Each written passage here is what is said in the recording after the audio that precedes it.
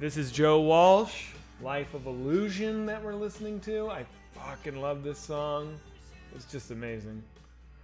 And even though I hate the fucking Eagles, man, it's not just a quote. It's true. I do hate the Eagles. My dad was a huge Eagles fan. He had like all their LPs. My dad had like a massive vinyl collection, so I would always like go through and like pull out the cool sounding stuff. And I remember when I was a little kid, the Eagles were always like dressed up as cowboys. It was like, cool, cowboy music. And I put it on. It would be like the most boring, soft rock garbage. And I hate Hotel California. Twerking, thank you so much. Fucking right out the gate. Fantastic. Thank you for that. I appreciate the gifted subs. Yeah, and so then in Big Lebowski, he was like, I hate the fucking Eagles, man. I was like, all right. He gets it. He fucking understands. How's everybody? Two Balls Matt, thank you very much. Jurassic Pork, what's up, dude? Queen does not suck, Jurassic Pork. You're fucking wrong. Listen to Night at the Opera. Come on. That's crazy. Jerry Seinfeld, what up, dude? Queen is my dad shit. Dude, Queen is so good, man. Stupid Kid, what's up, dude? How are you? We had a good conversation yesterday, Stupid Kid. You'd fuck me, but not in a gay way. Okay. I mean, you could do it in a gay way. That's a weird thing to say. Punisher, sup, brah? Nelson, I'm well. Thank you, my friend. Polston, hello. Ancient Moth is here. What's up, buddy? Thoughts on CCR? I love CCR. They're fucking awesome, man. I've got mods. I'm looking at Discord about how stupid Nightbot is. St. Mark's, what's up, homie? You cut your hair. I did. I cut my hair. Hey, Sly Fox Ninja. Whoa. Your middle-aged Asian dad loves the Eagles, Led Zeppelin, and Meatloaf. Dude, there's nothing wrong with liking the Eagles. I just don't. You know what I mean? All right, so hang on. Today, what I want to do is the Chalice Dungeons, right? I need help. So Rongina, Wrongstar, anybody that wants to get in, I'm going to show the code. Hendo Calrissian, thanks for gifting, buddy. We need it. Gotta make this movie. There's a little bit wrong with liking the Eagles. Well, yeah, I mean, yes, but I'm not going to shame somebody for liking the Eagles. You know what I mean? Did you die in Dark Souls? I fucking did. However, I was invaded by an NPC. It wasn't a player, but I was talking. I was doing a Discord chat thing, and then I was getting attacked, and I didn't notice, and I looked over, and I got killed. So, yes, I died. You can watch the replay on YouTube and tell me if you think... I mean, it doesn't matter. I died. Parataran, what's up, dude? Local, everybody's here, man. It's fucking awesome. We're doing it. So, yeah, once again...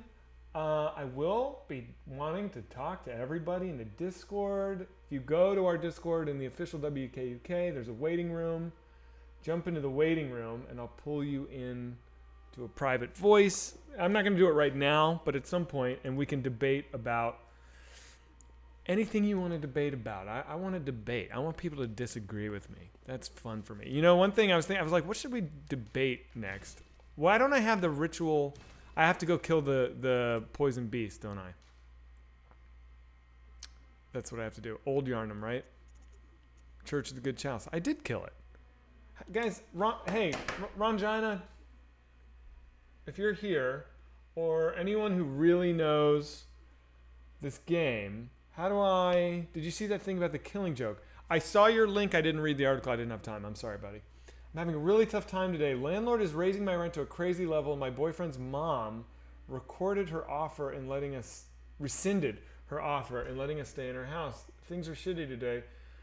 Donlicker, I'm sorry to hear that. All things pass.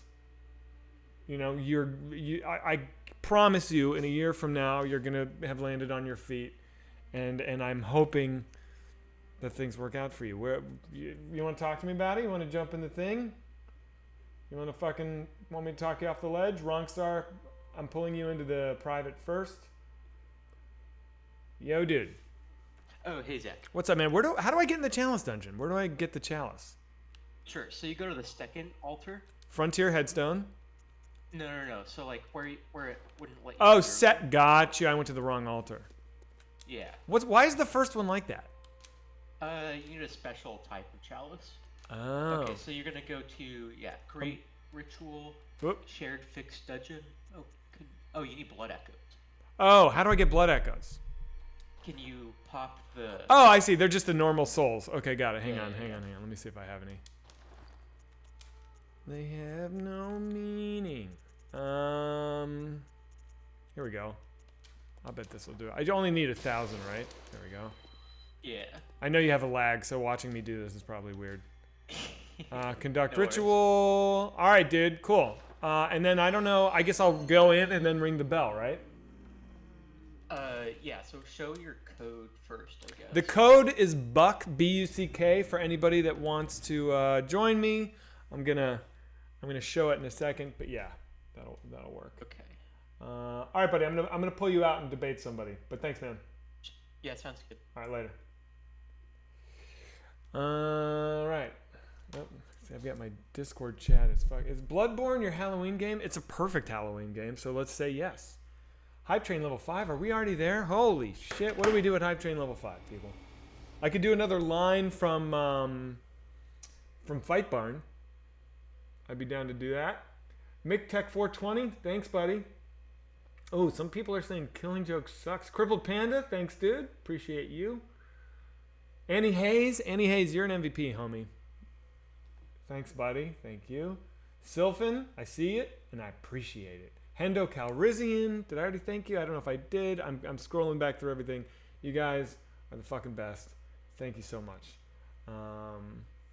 This is how we make this fucking movie. This is the way it works. I'm really glad to be here with you guys. I just had one of those mornings, man, where I was just like, go, go, go. And I had like all these phone calls to do. It was all good stuff. Everything was great.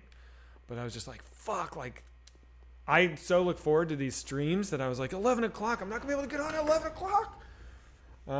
Will you and Sam be willing to try a game called Phasmophobia? Yes, I would be willing. We can, hang on, I want to see what Ron Gina just said about Nightbot. You know what? No, I won't. I'll do it later. Call Sam and debate something with him. What happens if the movie bombs? I doubt it will, but what's the protocol? Well, speaking from experience, when your movie bombs, people don't like to fucking talk about it. Okay, let me ring the bell. Yeah, I'll say when Miss March bombed, I was devastated. I knew it wasn't a good movie, but I was still devastated. And I remember thinking, everyone in my life is going to see this movie. Everyone that I've ever met is going to see this movie, and they're going to think differently of me, and my career's over. And, to a degree, it did fuck my career. Like, at that time, everyone was trying to, like, do something with us. After that movie, like, it did go radio quiet. I had other projects in the works that just, like, didn't happen, and, all kinds of things like that. And that sucked. But, the truth of the matter is that most movies bomb. Like, most shows get canceled. Most pilots don't go. A movie tanking is, like, kind of the norm. It's not normal for things to be hits. My friend went out to dinner with Robert Redford. I've never met Robert Redford. This is not me name dropping. And he had a conversation about this kind of stuff. Where they were talking about a movie they'd made that bombed. And Robert Redford said, success is louder than failure in this town, but failure is louder to you. And I thought that was, like, so dead on. Like, you think everyone's paying attention to your fucking little embarrassment? No one cares. They're all focused on themselves. Everyone's got their own fucking issue, I thought that was, like, really good quote. Nice trying the Hype Train, boys and girls. We didn't make it? Oh, sorry, dude. Wrongstar, why do I have to go back to the Hunter's Dream? They're legit. Wrongstar needs you to go back to the... Okay, all right. I hear you. How do I go... I have to go back to that bell? All right, hold up. I'm doing it. I'm here gabbing away about Robert Redford. People are like, fucking pay attention to me! Get one of you guys to send you a photo of them doing, like, what you're doing right now and show us? I don't know. What? Reminds me of a line from... So, wait. How far did the Hype Train go? I was excited to find a new line. Did you make a joke about him killing his wife? About Robert Redford killing his wife? No. doesn't make any sense. Let me raise my mic up. My mic's in my way. 25%. Oh, bummer, guys. What else is going on? So wait. Oh, so does somebody want to debate me about? Because I know everyone in this chat thinks that Bone Tomahawk was good, and actually, I haven't seen that movie in forever, so I don't know if I can. Hang on, Notch is here. Let's pull Notch in. Notch is one of the mods of the Discord. Notch, what up, dude? Oh. Hey, what's going on, man? How are you? I actually don't have it. I'm not bad. Yourself? I'm good. I'm good. What's happening?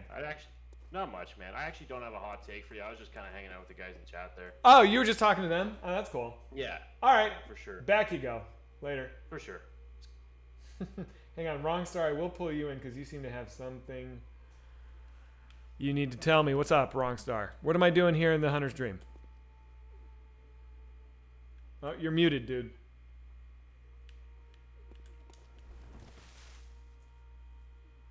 Yeah, sorry. That's all good. So you're gonna go to the chalice ritual, like, The one I did the ritual at?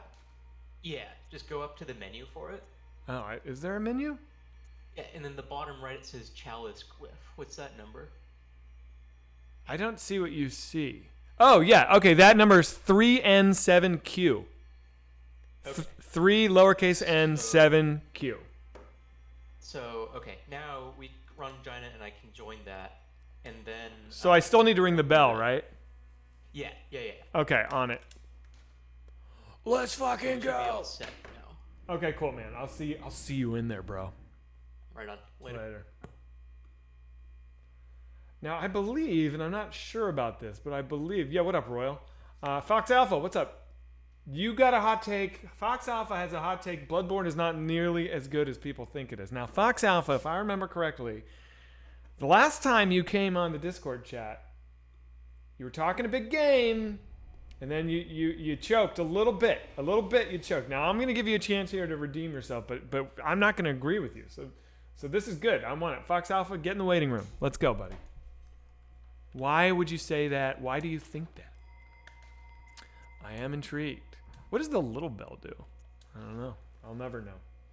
No one will ever tell me, probably. Fox Alpha, I'm waiting for you. There he is. Here we go. Oh, boy. All right, you're in.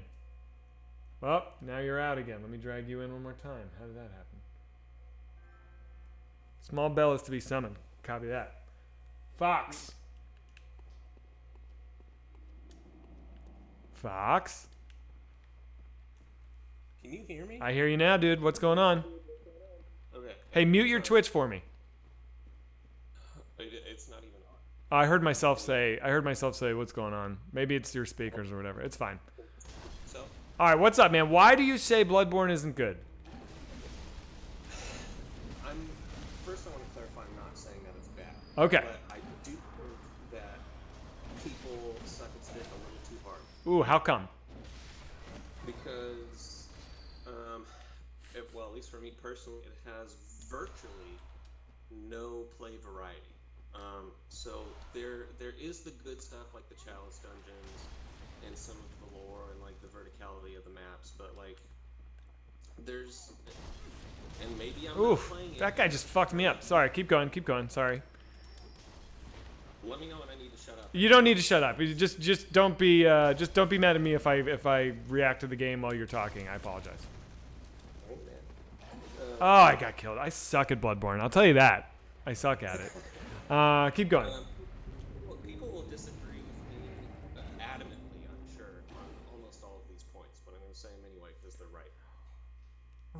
Here is... Oh, shit.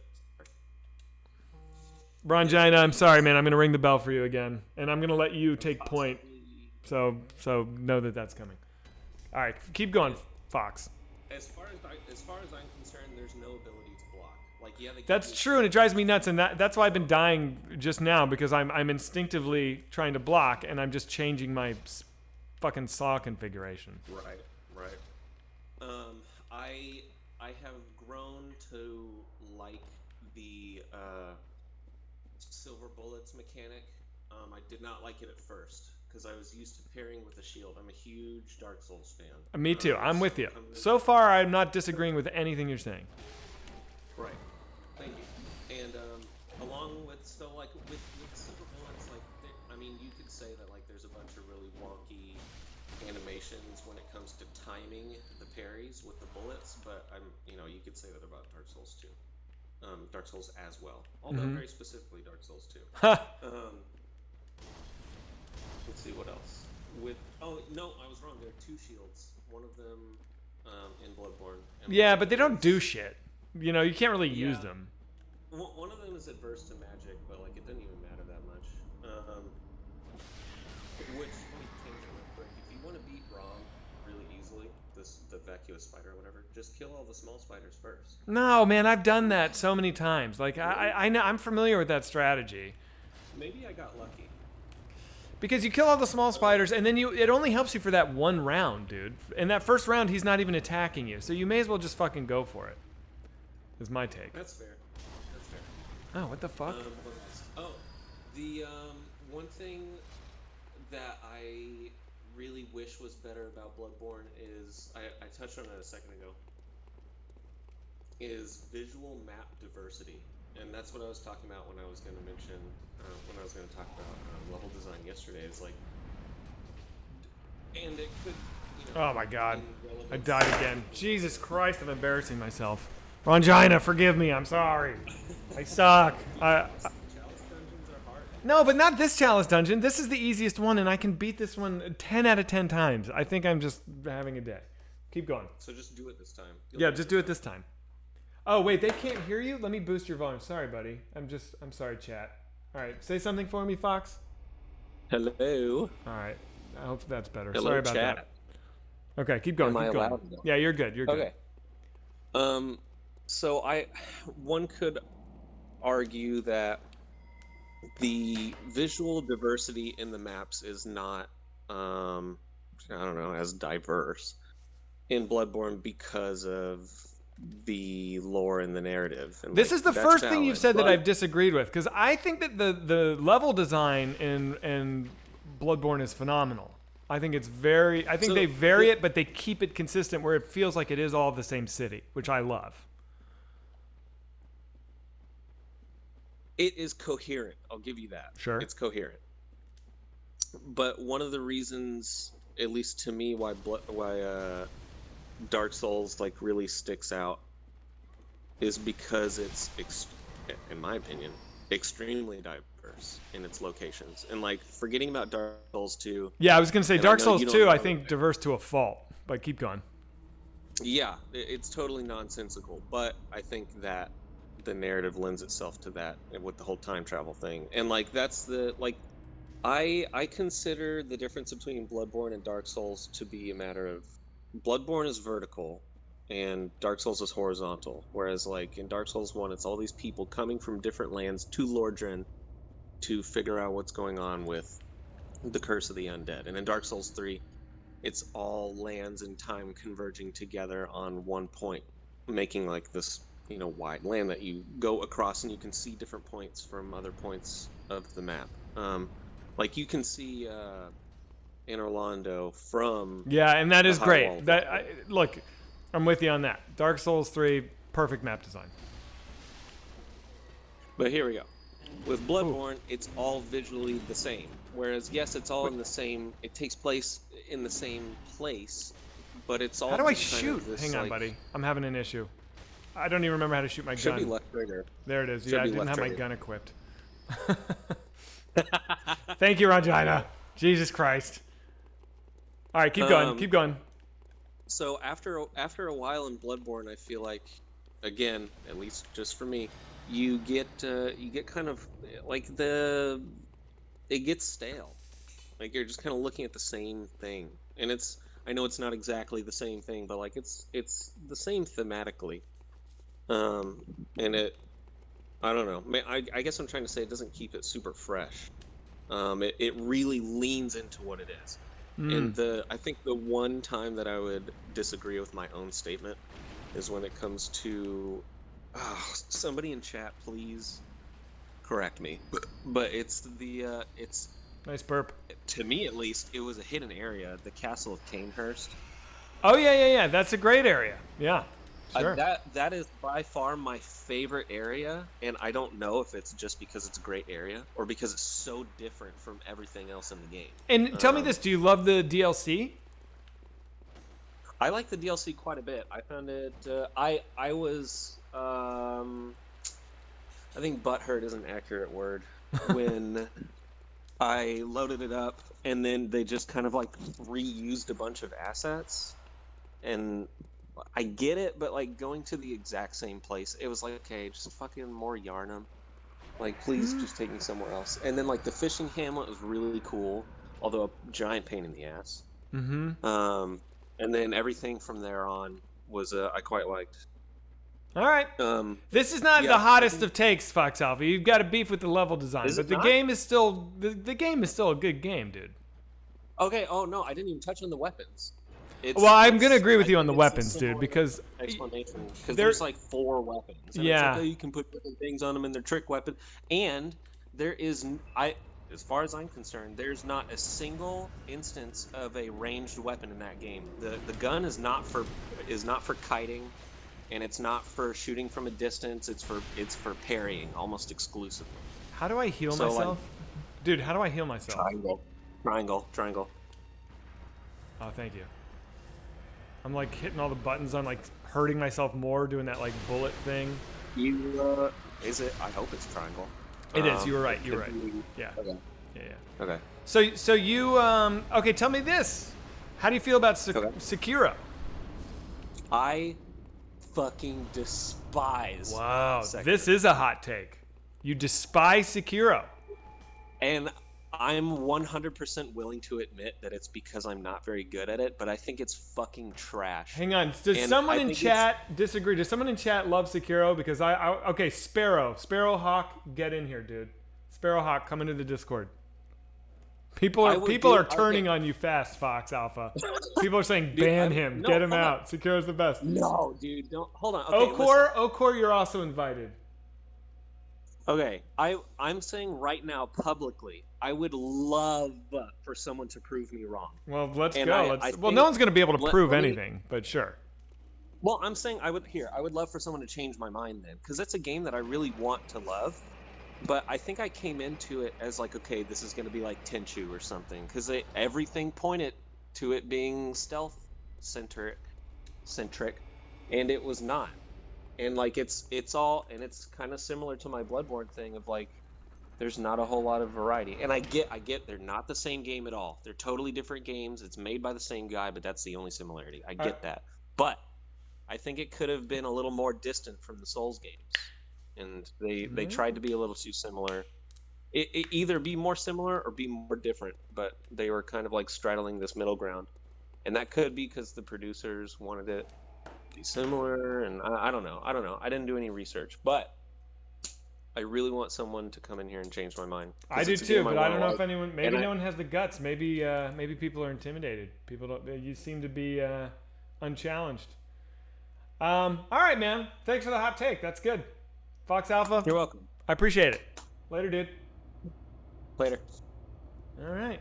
I don't disagree. I think he's right about the weapon diversity in this game. I think it's not. Ooh, Kevin from Connecticut. Come on in, Kevin. Oh, shit. I forgot about this part. These fuckers. Shit. Dude, I'm trash at this game. I'm just literally trash. Look at that. I just died. Kevin from Connecticut. I'm sorry. I'm sorry. I'll beat his ass over Bloodborne, free-to-play Squid says. Oh my god. Fox Alpha, you got some hate, buddy. That's okay. I think you're great. God, I'm terrible at this game. You disagree on weapon diversity? Sparrow and Crazy, I'm going to pull you both in. Alright, Sparrow and Crazy, you're both in. I don't know who. You guys figure out who goes first. Rebut the argument that Sekiro is bad? Sure, whatever you want to tackle. I don't know. It's hard because everybody has their preferences, but you came here to say that? Sekiro. Nah, dude, that's not. I love Sekiro. Listen, here's what I think about Sekiro. I feel like every From Software game from I would say Bloodborne on, they have like added new layers to the combat. And obviously with Bloodborne, they added the dashing, and the trick weapons are a pretty cool thing. And the health recovery on subsequent hits, which is like the biggest addition. I like the parrying in Bloodborne being done with a gun. I think that feels kind of cool. Yeah, I agree. But what blew me away about Sekiro was I really like the idea that you can beat someone either by straight up whittling away at their health, or you can I forget the word for it. It's not poise. Posture. They have a posture thing in Sekiro where if you just block hits but don't time it right, you lose this posture stat or whatever you've got. And you could either kill someone by taking away all their health or getting their posture down and doing like a death blow on them. Yeah. And to me, that's just like, I love it when a game company with each subsequent game like kind of evolves things. Are you excited for Demon Souls, or do you feel like it's kind of it's like at this point almost anachronistic and it's like it's dated? Well, I would say that I would be a bit worried that it's dated, but the remastered looks really cool. I saw some gameplay of it. There was it looks so good to me. I'm with you. It looks really good, and I borrowed a PS3 a little while ago from a friend to try and play Demon Souls because I love From Software games. I did the same thing. I borrowed Sam's PS3. Yeah. Right. And did you beat it? No, I couldn't get past those fucking twin gargoyle bosses. Pretty much the same type of thing happened to me. Like, I really love the game, and even as dated as it is, I was impressed by a lot of the atmosphere and the level design and stuff. It's really cool, but I just kept getting into situations where it was like, I don't know what I'm doing wrong, and I don't know if I fucked my character up or what, but I haven't beaten it yet. And I'm gonna go for the remaster just because I'm excited to see like what they've changed about it, or if it's a little bit better for me to get into, because there will be probably multiplayer happening, which helps me a lot with these games. Yeah. So yeah, I'm excited for the Demon Souls remastered. And, FromSoft's probably one of my favorite studios. I'm right there with you, man. I think that they are very special. Yeah. All right, Crazy. Did you want to say anything? Crazy Saxophonist, you're in here. So I haven't played Sekiro, but the weapon design. You haven't played Sekiro? What are you doing? Dude. I got very busy right about when that came out. Okay. And I've been kind of busy since. I think everyone is just a man of leisure. In my mind, everyone has time to play video games all day. It's ridiculous. Yes, obviously people are busy. Okay, keep going. So I also didn't get the chance to play Demon Souls because I was not a PlayStation person usually. I did manage to play Bloodborne because my college roommate at the time had a PlayStation. So we played through that. We played through all the Dark Souls on that. It was fantastic. But so Bloodborne is about pacing to me more than anything else. I'm not going to say a refined version, but it's a cut down version of Dark Souls. There's no shield because they don't want you to be taking your time going through as you do in Dark Souls. They force you out of your comfort zone. Perhaps, but I think they expand the area that you're moving into comfort zone wise by giving you that opportunity to get your health back every single time you get walloped. They give you 20 blood vials at the start that you can use. Yeah. Ah, shit. Okay, so I'm it's still not your watching fault. you It's fight my these fault. guys. No. It's my fault. Keep going. So Bloodborne is about going fast. There are areas that are dark, but there's no Tomb of Giants like in Dark Souls, where you actually need a lantern to be able to see more than a foot in front of you. Mm-hmm. You can pull out the torch if you want to keep some beasts at bay and, illuminate some of the darker areas in the game, but it's not required. You've got the pistols so that you can do parries faster, and they're a little more exaggerated. You've got the shotgun if you're not great at parrying and you want to be able to hit a wide spread, or the pistol, which has such a fast response time. You know what? There I don't are think no I've ever shields. really grasped the difference between the pistol and the shotgun. Explain that to me. The shotgun, like they both auto lock, so why do you need the shotgun? It's not like an aim is an issue in this game. You know what I mean? It's for the enemies that move side to side quickly because it has the wide spread. Oh, I guess. Okay. All right. It doesn't come into play that much, and you're right. The auto lock in Bloodborne is really good, and the pistol usually hits right on target. So having that fast response is definitely preferable. Yeah. If you're trying to get a lot of parries off. Yeah. They do have the cannon. They do have weapons that can be used as, ranged offense, not just for parrying. Mm-hmm. And I think that the trick weapons in Bloodborne are totally underutilized by most players. When you're looking at the range of attacks that are available, the Bloodborne weapons are exceptional in that regard. You have light attack, you have heavy attack, you have forward light attack, you have forward heavy attack. You have the alternate versions once it's extended or in its alternate form for all of these. You have a dodge attack if you hit circle and then light attack. Dude, I don't even know about these. You're right.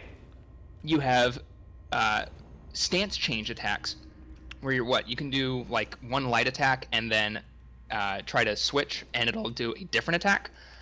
If you are good at these, you can pull off some crazy combos. This is a whole So I aspect think of the that- game I have never explored. And I don't expect you to, because honestly, if you're using the saw cleaver, light attack will get you through the game as it should. Switch it, to long mode, to cleaver, to like really screw up some people, or swing it side to side to do some area clears, but you don't need to get more involved in that. Yeah. This is a refined game in that it's quick, it's easy, it's a little more accessible than Dark Souls, honestly. And I think that surprises a lot of people, because when you say that you can't have a shield, when you have to get dodging down, that seems like it would be less accessible. But the dodging frames that they give you in this game are just so much wider. You have so much more movement, and you come out of it so much faster. What's really funny to me is that people say that dodging is kind of new with Bloodborne, and they don't realize that it's actually optional in Dark Souls. Right, that's true. The daggers in Dark Souls have a weapon art that is basically the dash from Bloodborne. So you can be dodging through things, and it's a faster dodge, and it has more iframes, and you come out of it faster and can start hitting people. Mm-hmm. That's a really fun way to play. The huge downside to that is that you have only the range of a dagger, so you need to be within a foot of your enemy. Yeah. But whenever people complain about the weapon diversity in Bloodborne, I think they're forgetting how similar so many of the weapons in Dark Souls are. The great swords, there's like 3 different kinds of great sword in that they have different weapon mechanics, they have different movement sets. But they're pretty much the same. They have slight stat differences. And Bloodborne, again, a little more accessible, removes all of that having to check the stats by saying, this weapon is unique, it does its own thing, there's no other weapon that operates in the same way as this one, so you don't need to worry about which one of them is best. If you like the saw cleaver, you like the saw cleaver. If you like the church hammer, you like the church hammer. Right. I think those are good points, dude. I could keep going, but I'm going to let you No. throw somebody else You in know here what? for any other hot I'm takes. sorry. I'm totally listening. Right as you finish that sentence, I got a work text flashed up on the screen that I have to respond to. So my silence was me being like, "Oh fuck," but dude, I think you nailed it. Oh fuck. Anyway, I'm gonna focus on the game. I'm gonna try not to embarrass myself further. But thank you for those thoughts. Real quick. Yes. Just one last parting thought. Your stream still says that you're playing Dark Souls 3, and you should probably switch that to Bloodborne in case anybody's looking to watch that. That is. All right, I'm going to pull myself out of the chat here. All right, buddy. Thanks, man. Edit stream info. You know what? I think somebody already did it. Thanks, guys. Whoever did that. I appreciate you. Let me respond to this text, or I'm just going to have like a wave of anxiety for the next 45 minutes.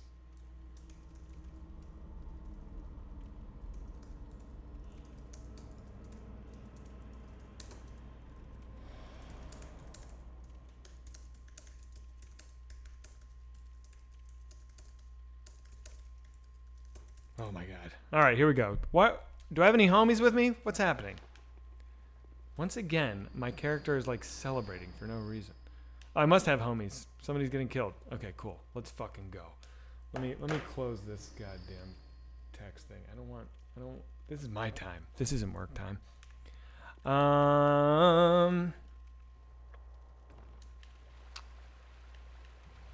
Everyone please note Zach loves your burps and farts and wants them on stream. Yeah, chair time. It's not, well, it might be chair time soon, actually. I am thirsty. I didn't get a drink. Oh, this little room. I fucking hate these rooms. You know what? I'm so happy to have homies running and taking point on this, because I've never beat the Chalice Dungeons, and the fact that Rongina is just going to shred, and maybe it's cheating, but like, let's see if we can do it. Let's see if we can beat these fucking dungeons.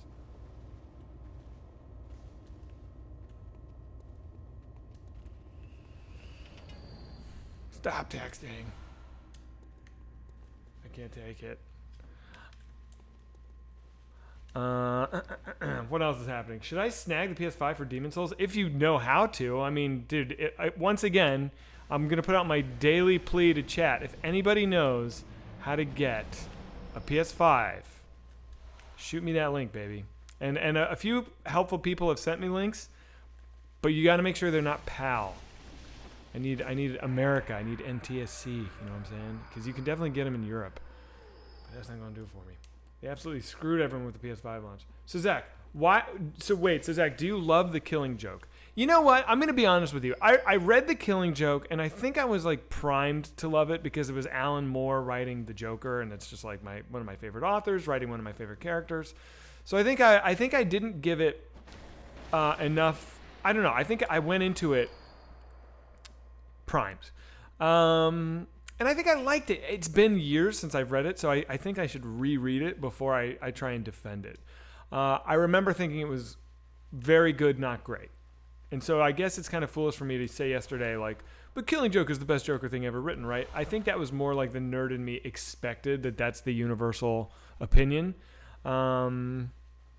But again, we all know that the best Joker anything is Jared Leto's Joker in Suicide Squad. So, you know, it's really not up for debate. Everything else is just a pale imitation. I mean, the guy shaved his eyebrows, you know? I mean, he mailed a dead rat to somebody offset. I mean, that's genius. Jared Leto's a fucking genius. Give me a break. Jared Leto is the lamest human being. And his band is literal trash. My so-called dead rat, exactly. 30 seconds, dude. 30 seconds. Have you seen Damage? Why is everyone saying Damage? Is that something he says? Is that like one of his catchphrases? Did you ever see his 30 Seconds to Mars video that's like The Shining, where he's like Jack Torrance in The Shining? It's like, dude, come up with your own shit. Why does everyone have to rip off The Shining? Drives me nuts. Alan Moore or Frank Miller? Alan Moore. I love me some Frank Miller. I love me some Sin City. I'm following you, dude. Stu, I don't know where to go. Did I just go back to the entrance? Did we do it? I guess we did it. Ron Gine, are you in here? I feel safer when Ron Gine is in here. Frank Miller art is tremendous. I agree. Frank Miller art is so good. But Alan Moore is in my opinion, a better storyteller and just a fascinating mind. You know, Alan Moore is a true genius, right? I don't think that's up for debate. So it's just amazing that he can reading an Alan Moore book is like watching a magician do something incredible. You're just like, holy shit, how did he do that? I loved the first Alan Moore that I read was League of Extraordinary Gentlemen. I thought it was so cool, and I was not expecting to like it. It looked lame to me, but it sure wasn't. And then I got kind of into him, and so then I read From Hell, and I think that is just a fucking masterpiece. Zach, if you have a Nintendo Switch, I will buy. I have Dark Souls on my wife's Switch, so that's okay. I appreciate the offer. No one needs to buy me anything. If you want to help in any way financially, movie baby, help us make Mars. Oh, Tomb Mold, I need that. That's good. Anyway, Alan Moore, give me Alan less. Oh, eesh, Jerry Seinfeld, you're better than that. You're a goddamn comedic legend. What are you doing? Warren Ellis's Transmetropolitan comic is awesome. Yep, I read that. Where it's like futuristic Hunter S. Thompson running around doing cool shit. I'm into it. I will buy you a garden. Is that who sings that piece of shit song? I will buy you something. Fuck you, dude. Who sings that song? Everclear. Oh, Everclear is the worst. That is the worst. I think I might hate Everclear more than Sublime. Ever read Garth and his Punisher? No, I bet it's good. I would like to. I will buy you. Oop, hang on, I stepped on the thing. Careful. All right, what am I doing? Where am I going? So I have to summon new bros every level, right? I can't just keep the same homies with me. Rongina, I'm following you. Rongina knows. Watch out! Sorry, dude. You got shot in the face. Do you ever listen to any spoken rock? I don't even know what that... No, I don't know what that means.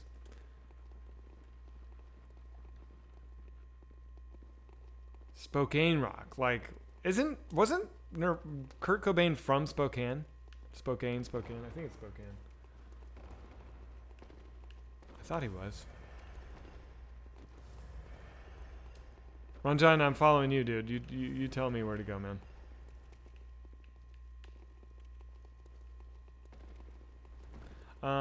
Mel Brooks has got here. No, he's from Aberdeen. That's right. Who was from Spokane?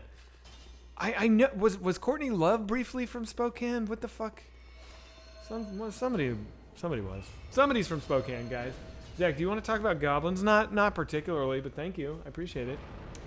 Oh, it was Punisher grew up in Aberdeen. That's not relevant to what I was saying, but yes. All right, let's kill this dog.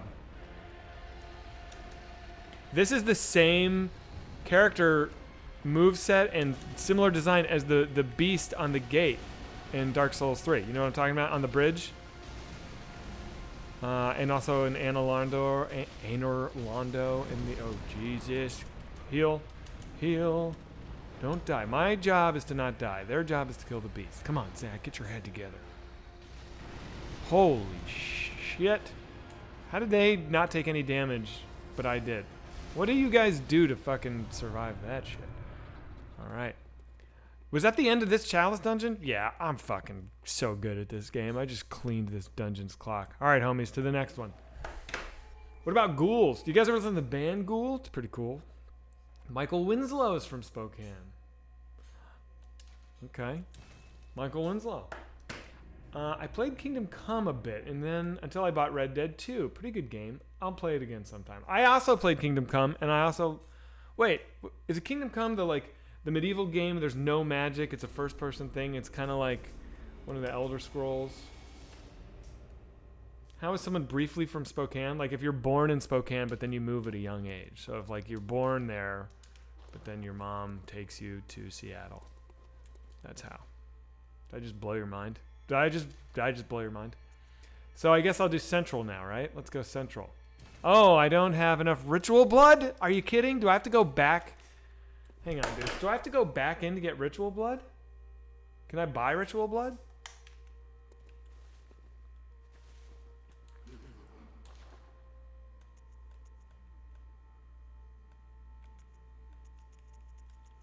Ritual blood. Sick. Alright. I also should level up because I am like so... My character is like trash. Look how little shit I have. Can I buy ritual blood? Oh, it won't work? It will work. Oh god, this is all I can do? Jesus. Where's Judith when you need her?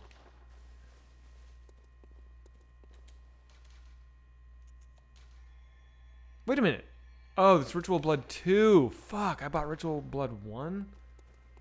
Was Tim Burton's Superman going to be Nick Cage? I heard that. Is that right? Oh, fuck. How do I get Ritual Blood 2? Game glorifies the occult. I know, that's why it's so cool. Are you kidding? Oh, fuck. Hang on. Does someone in Discord know the answer to this stuff? God damn it. Well, I don't know what to do, guys. Your mom glorifies the occult. Okay, hot take. Zach, have you seen the show The Boys? Everybody, every day is talking about The Boys. Maybe I should watch The Boys. Little known fact, Zach is a lifelong Satanist. No, that's not accurate. I'm not a Satanist. I think Satanist is kind of corny, but I don't disagree with it. The basic tenets, I think, are pretty cool. But I just feel like people who are like, I'm actually satanic. I'm a member of the Church of Satan. It's not what you think. I'm just like, yeah, dude, fast forward. I know. I know you're kidding, Ralph. Zacchaeus is one with the Lord. Will you start to study chaos theory to become as cool as Rabbit Man? No. Blazing Saddles, great. Producers, great. Space. There's a whole conversation happening here that I'm not in on, and that's fine. I like that. Somebody tell me how to get Ritual Blood 2. Somebody come into the fucking Discord that knows how to do this shit. Killer, do you know? I bet you don't. Killer, I pulled you in. Do you know how to do Ritual Blood, or are you just hanging out with the waiting room people? I was just actually hopping in because we were having an argument about Mel Brooks. Oh, all right. You guys are having a whole Mel Brooks talk. All right, as you were. Never mind. Oh my God! Somebody tell me how to do the fucking Ritual Blood 2. Jesus Christ. Zach, Ben Favley says he knows. Cool, Ben. I'm grabbing you, buddy. I need you. Thank you, chat. Ben. You got beans. All right. How do I get Ritual Blood 2, man? Can you hear me? I'm on the wiki right now looking it up because actually I do not play Bloodborne. Oh my God. But I'm looking it up for you. I'm looking it up for you. I'm doing the best I can. All right. All right. I'm sorry. Rongina and Wrongstar, no. But keep looking. Keep looking. It's all good, man. I appreciate the help. I need it. You got beans. Zach, does your mother own the Bing Crosby Christmas album? I don't think so. Goldbug, why? What's your problem? Wrongstar's in chat. Let's go, Wrongstar. There he is. Wrongstar, what do I do, dude? How do I get this blood? I think we'll probably just have to go back to that first chalice and then kill some great. shit. Do I have to do the whole thing again? Do I have to fight through the whole?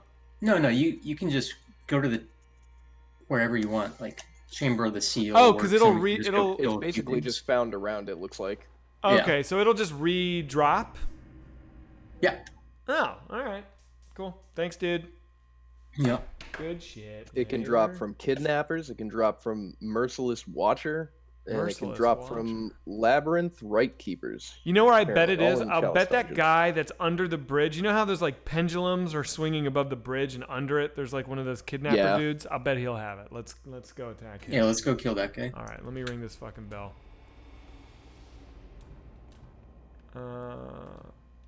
I can't seem to ring it. Maybe it's already rung? Why can't I ring it?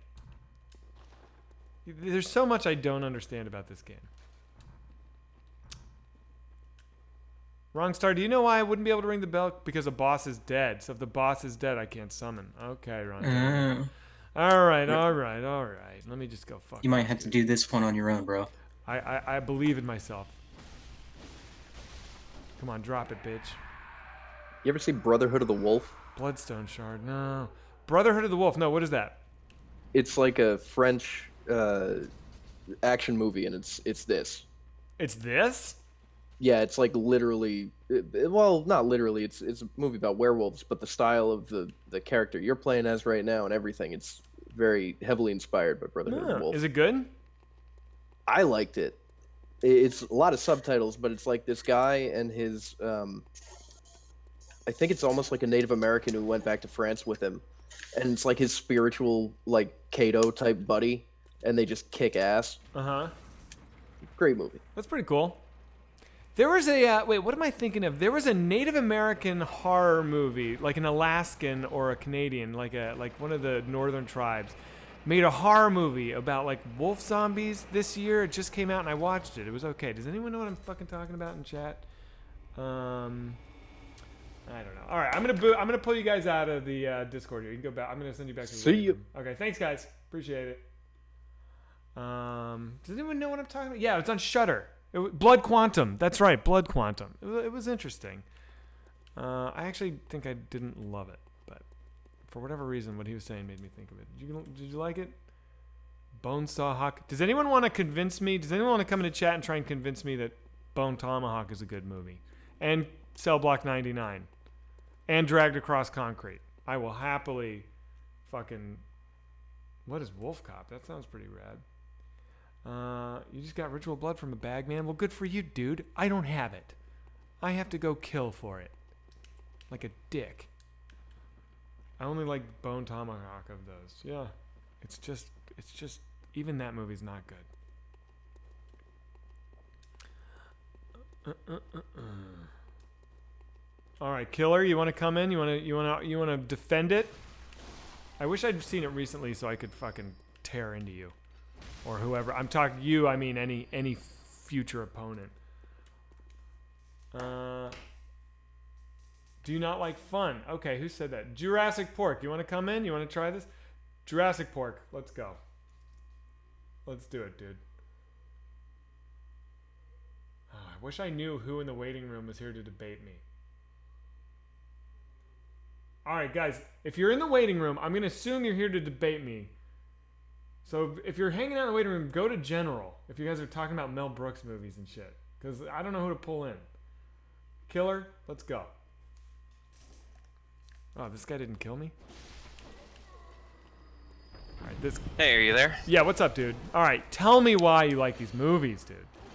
So Bone Tomahawk was really good because I wasn't expecting it to be a horror movie at all. I really liked it because I went in blind, and it was really good. I don't know what you don't like about it, I guess. The pacing, the camera work, the dialogue. The pacing, really? Yeah, hated it. Oh man, no.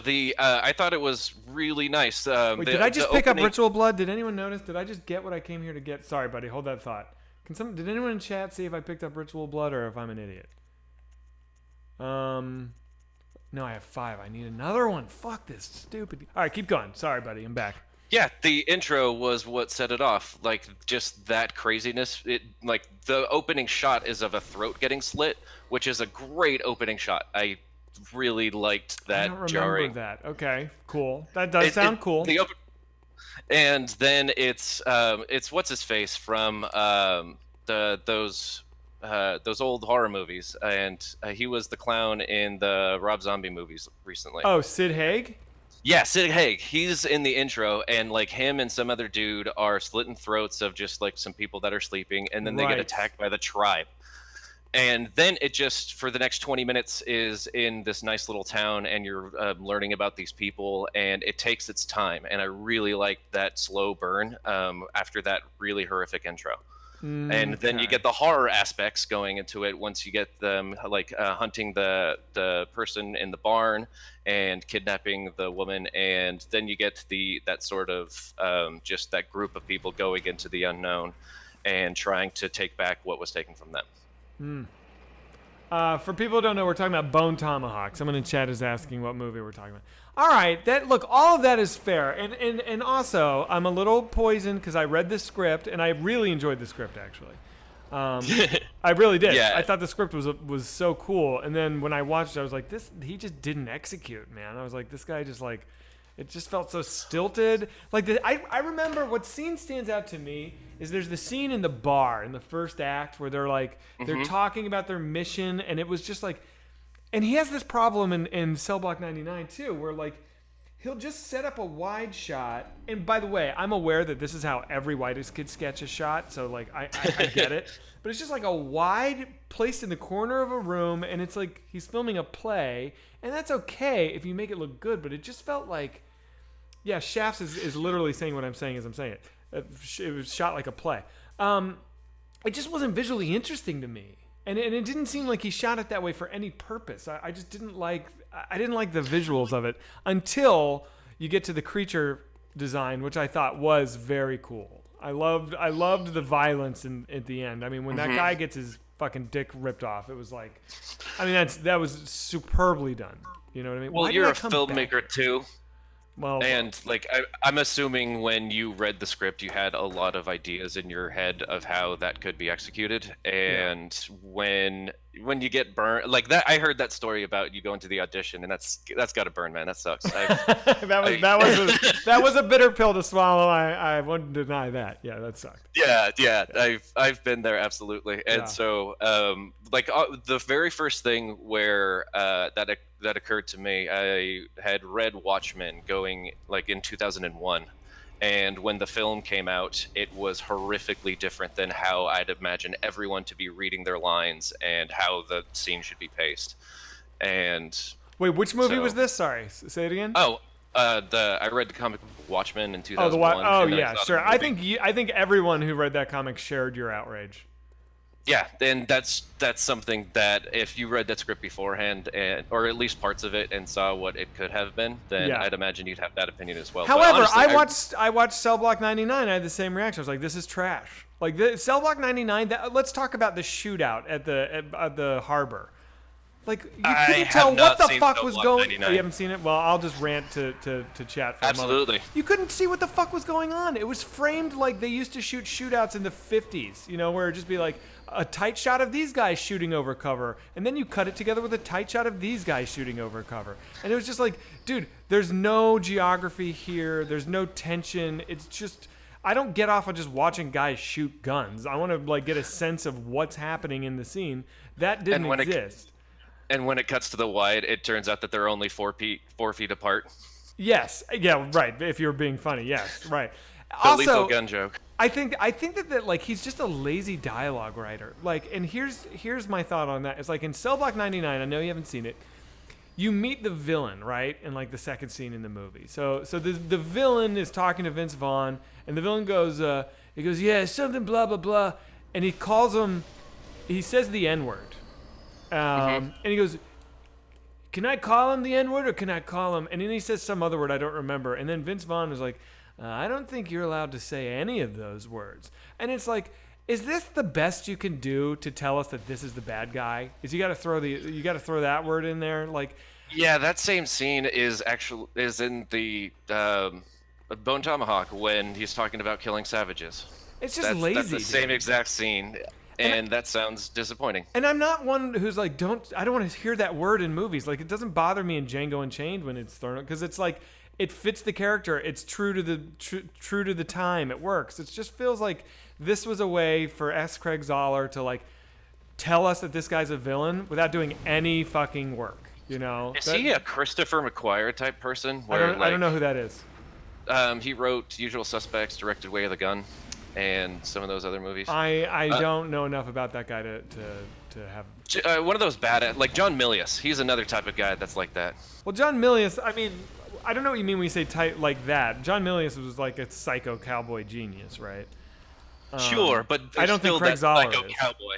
Right. Where he's like, he'll punch you in the face and drink whiskey, like, you know, obviously worships at the altar of Hemingway, kind of a thing. Is that what you mean?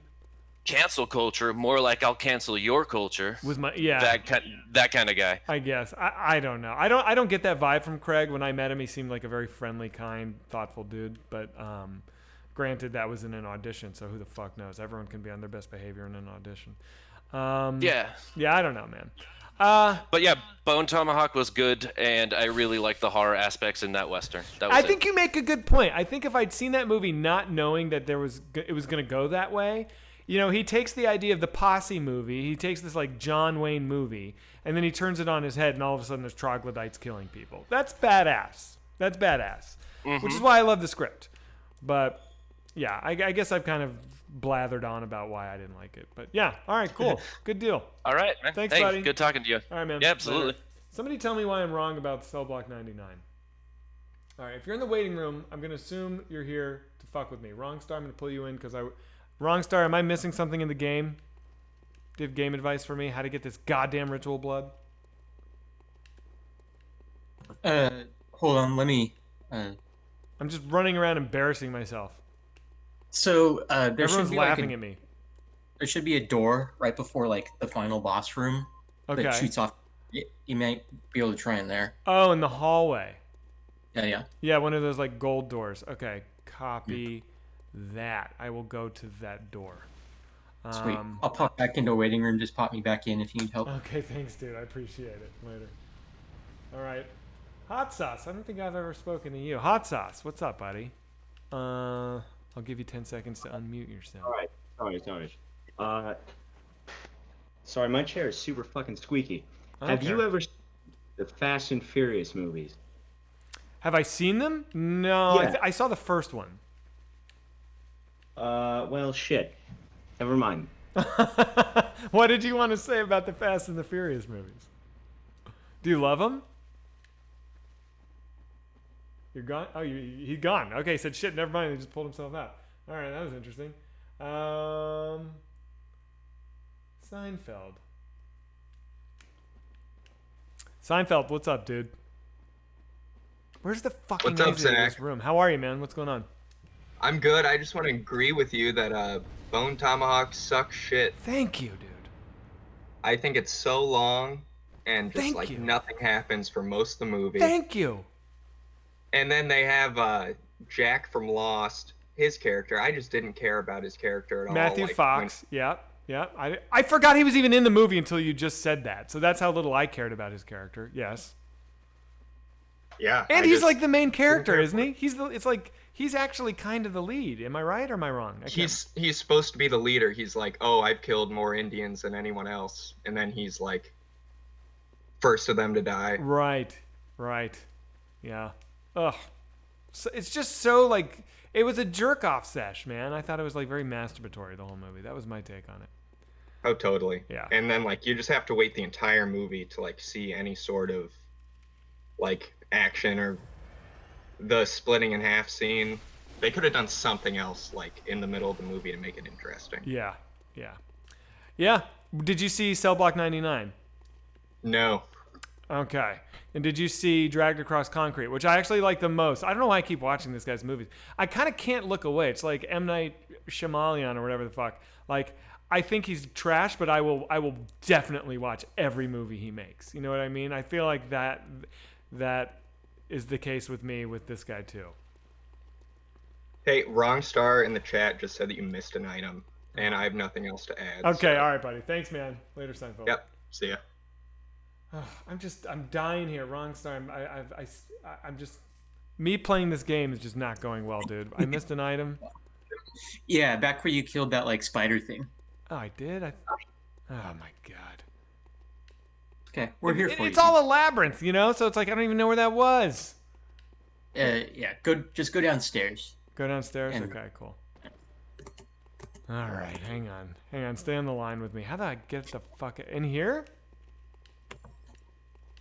I know you have a delay, so you can't see, but maybe I got the item, wrong. dude. I'm embarrassed now. You don't need to be embarrassed. You dude, I'm the one embarrassed. Do you know how to get to the? I don't know how to get out of here.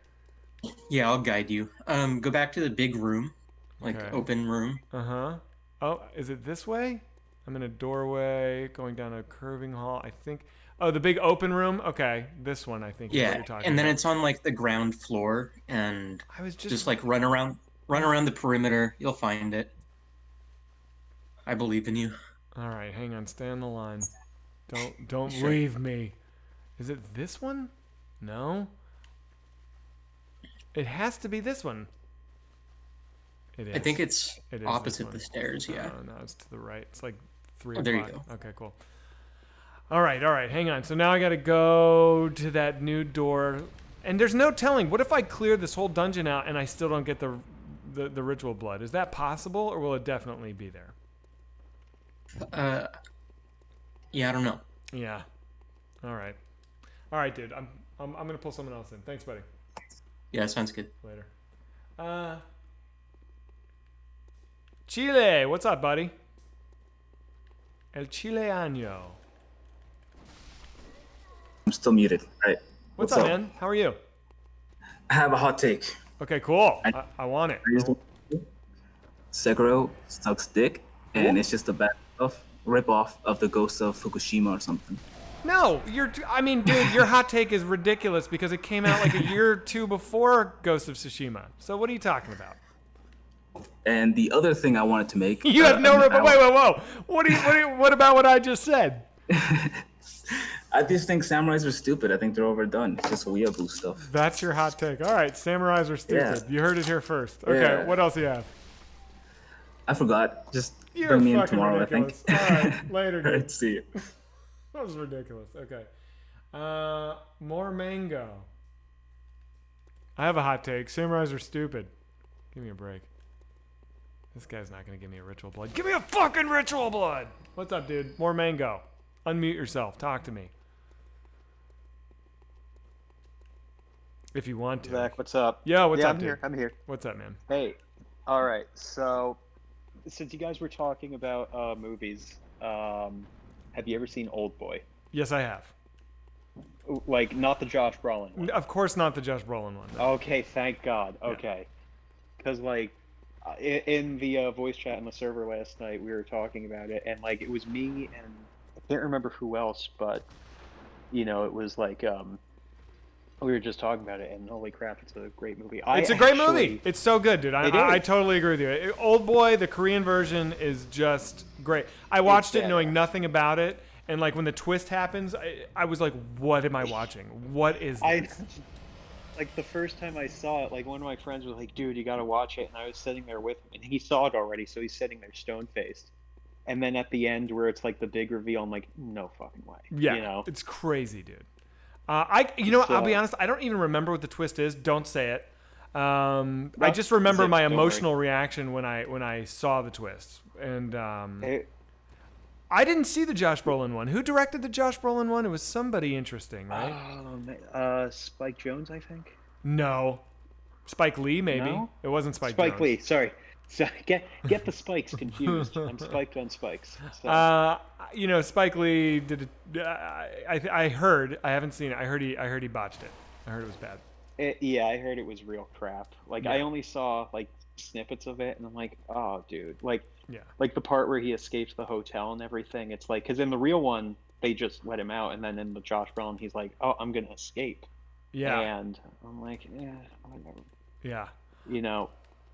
But I think I would like to debate somebody about the merits of Spike Lee. I have some strong opinions of Spike Lee, but I don't know if you have any strong opinions about Spike Lee or not. But yeah. No, I mean, I just pretty much like keep to myself outside of movies, like,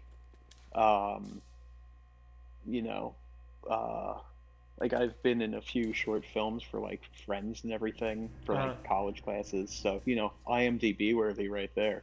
Hey man, you got your foot in the door. I mean, that's the thing. Like one of my friends was actually talking to me about doing hand doubling for like casino movies because I'm a magician and everything. Wait, you're a magician? Is that what you said? Yeah. No shit. Like, so they're like, you should like look into like gambling movies, like casinos, because like do close-up shots of my hands for like the dealer, so it's like, because I'm the one doing all the sleights and everything, like years worth. Someone else is like, I don't know how to shuffle, and they're like, just bring Alex. Everyone's like, Alex, do magic. All right, Alex, let me ask you this then. Here's my question. Sure. What's your most impressive trick? And I'm not asking you to tell me how you do it, just tell me like what trick, describe the trick that you think that you can do that is the most impressive. All right, well, I'll put it to you like this. Like one that I could do in like a close-up setting or like on stage. Either. Pick your favorite one. What if I give you the 1-2 punch? Would that be cool? Hit me, baby. All right, so in close-up there's this card trick I do where someone chooses a card, they sign their name on it so they know I'm not BSing them. I place it into the middle of the deck and it keeps rising to the top of the deck. And then at the end, I place the entire deck in their hand. I make their card jump out of their hands into my pocket. I show it to their card, and then I make Wait, jump out as in like they don't see it? It just is like in invisible, your pocket? Invisible. And then I'm gonna make the deck disappear from your hands. And I snap, I'm like, it's gone. They're like, no, it's not. They open up their hands, they're holding a block of glass. Wait, say that again, the last part? They open up their hands and what? Yeah, they open up their hands and the deck of cards turns into like this glass block. That they had just been shuffling and handling just seconds before. Yep. All right, that sounds like a pretty fucking awesome trick. All right. Hang on a second. Hang on. Pause for a second, Alex. 3ITX. 3ITX is the code. Jesus, that's pretty cool. Can I tell you mine? I know one trick. When I was very drunk in Brooklyn on the streets one night, as I was almost every night, and a homeless man performed a crazy magic trick for me. And then he said, I'll teach you this trick for $20. So I gave him $20 and he taught me the trick. And here's what it is. And I'm sure you know how to do this trick, so don't judge me. This is probably some basic bitch shit. We all start somewhere. So. What? We all start somewhere. Go ahead. Right. So the trick is this.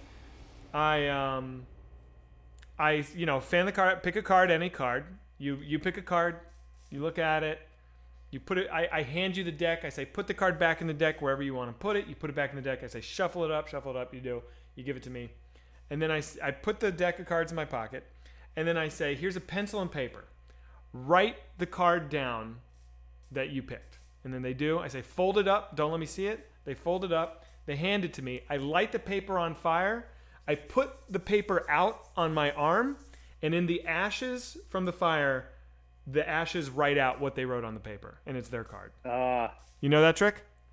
I do. It's a really great, like, it's a beginner trick, but like so many professional magicians that I know, like they just look past it for like, oh, that's a kid trick, and I'm like, oh my god, it's crazy. Like there's this, coincidentally, there's one I do with that, but with like the spectator, like they choose hell, I don't even have them choose a card. I'm like, think of any word, and let's say they're thinking of the word like tomato. I don't even have them write it down. Like if we're sitting at a table, I'll be like, take the salt, open it up, and just gently sprinkle it over your hand.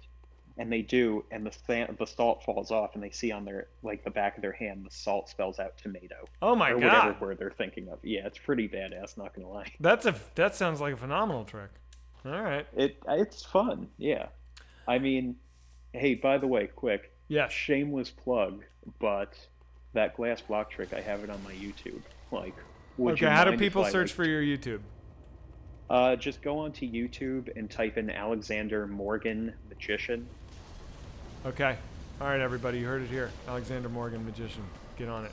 I like how when I say, how do people find you on YouTube, you say, go to YouTube.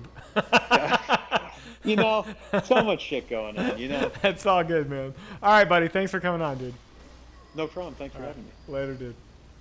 That's funny. All right. Cool. We're in, baby.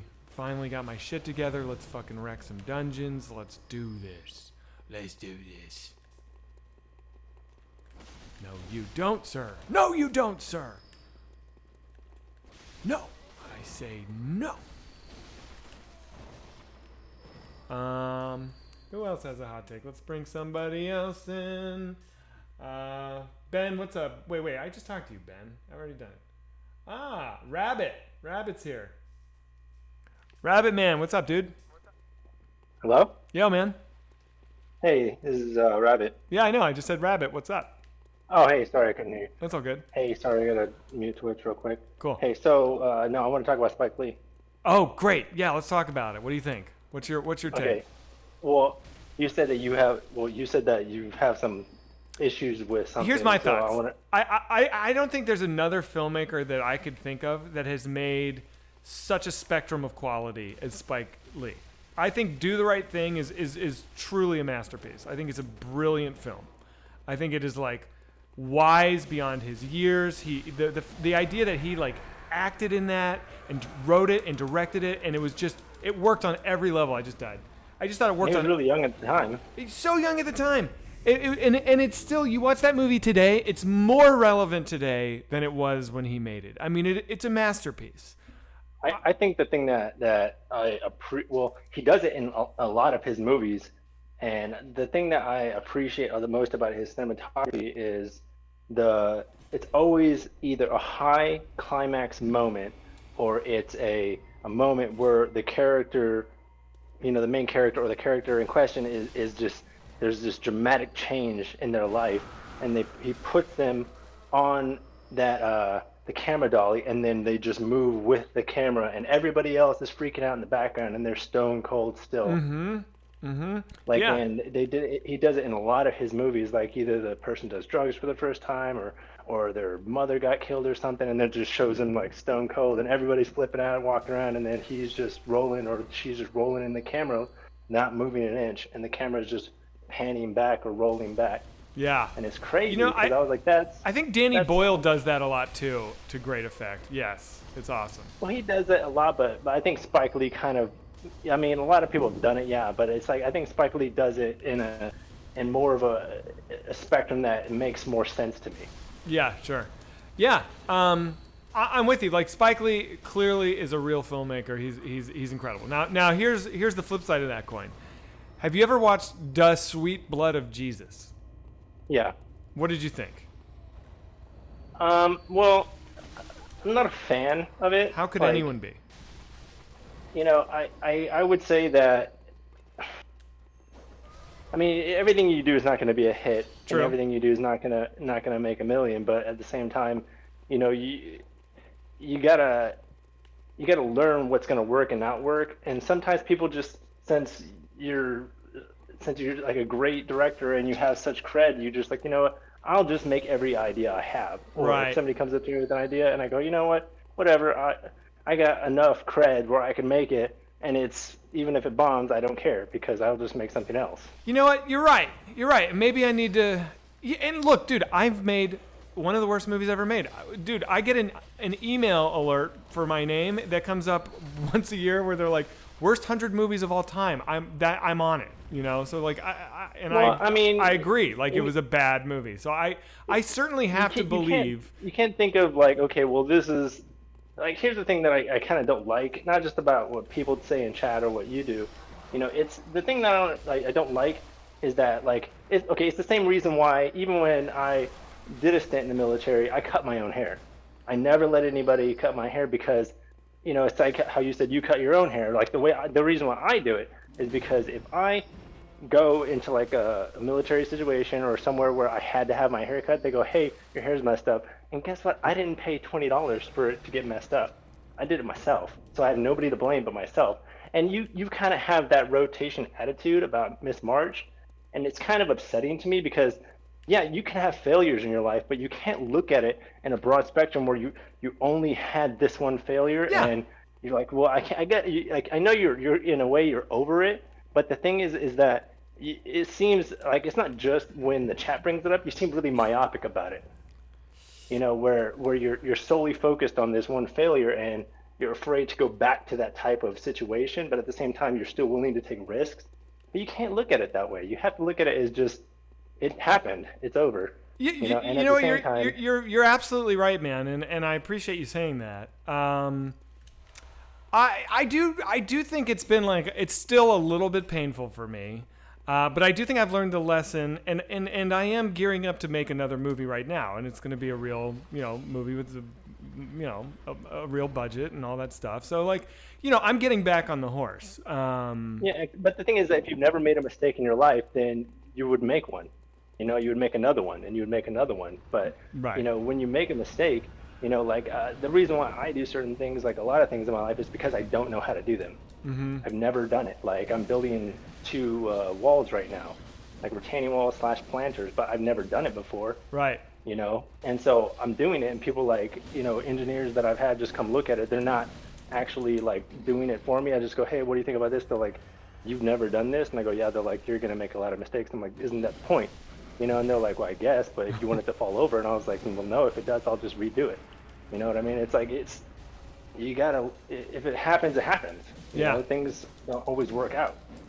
You know what I mean? So you just gotta be like, I wouldn't say patient. I think the thing that I was gonna kind of mention to you, like if, I know you don't have a lot of spare time, you know, and you've been doing this a lot, but it's like, if you want something that's gonna kind of bring you patience, that's not like a dog or a person, like a responsibility, like a kid, get an orchid.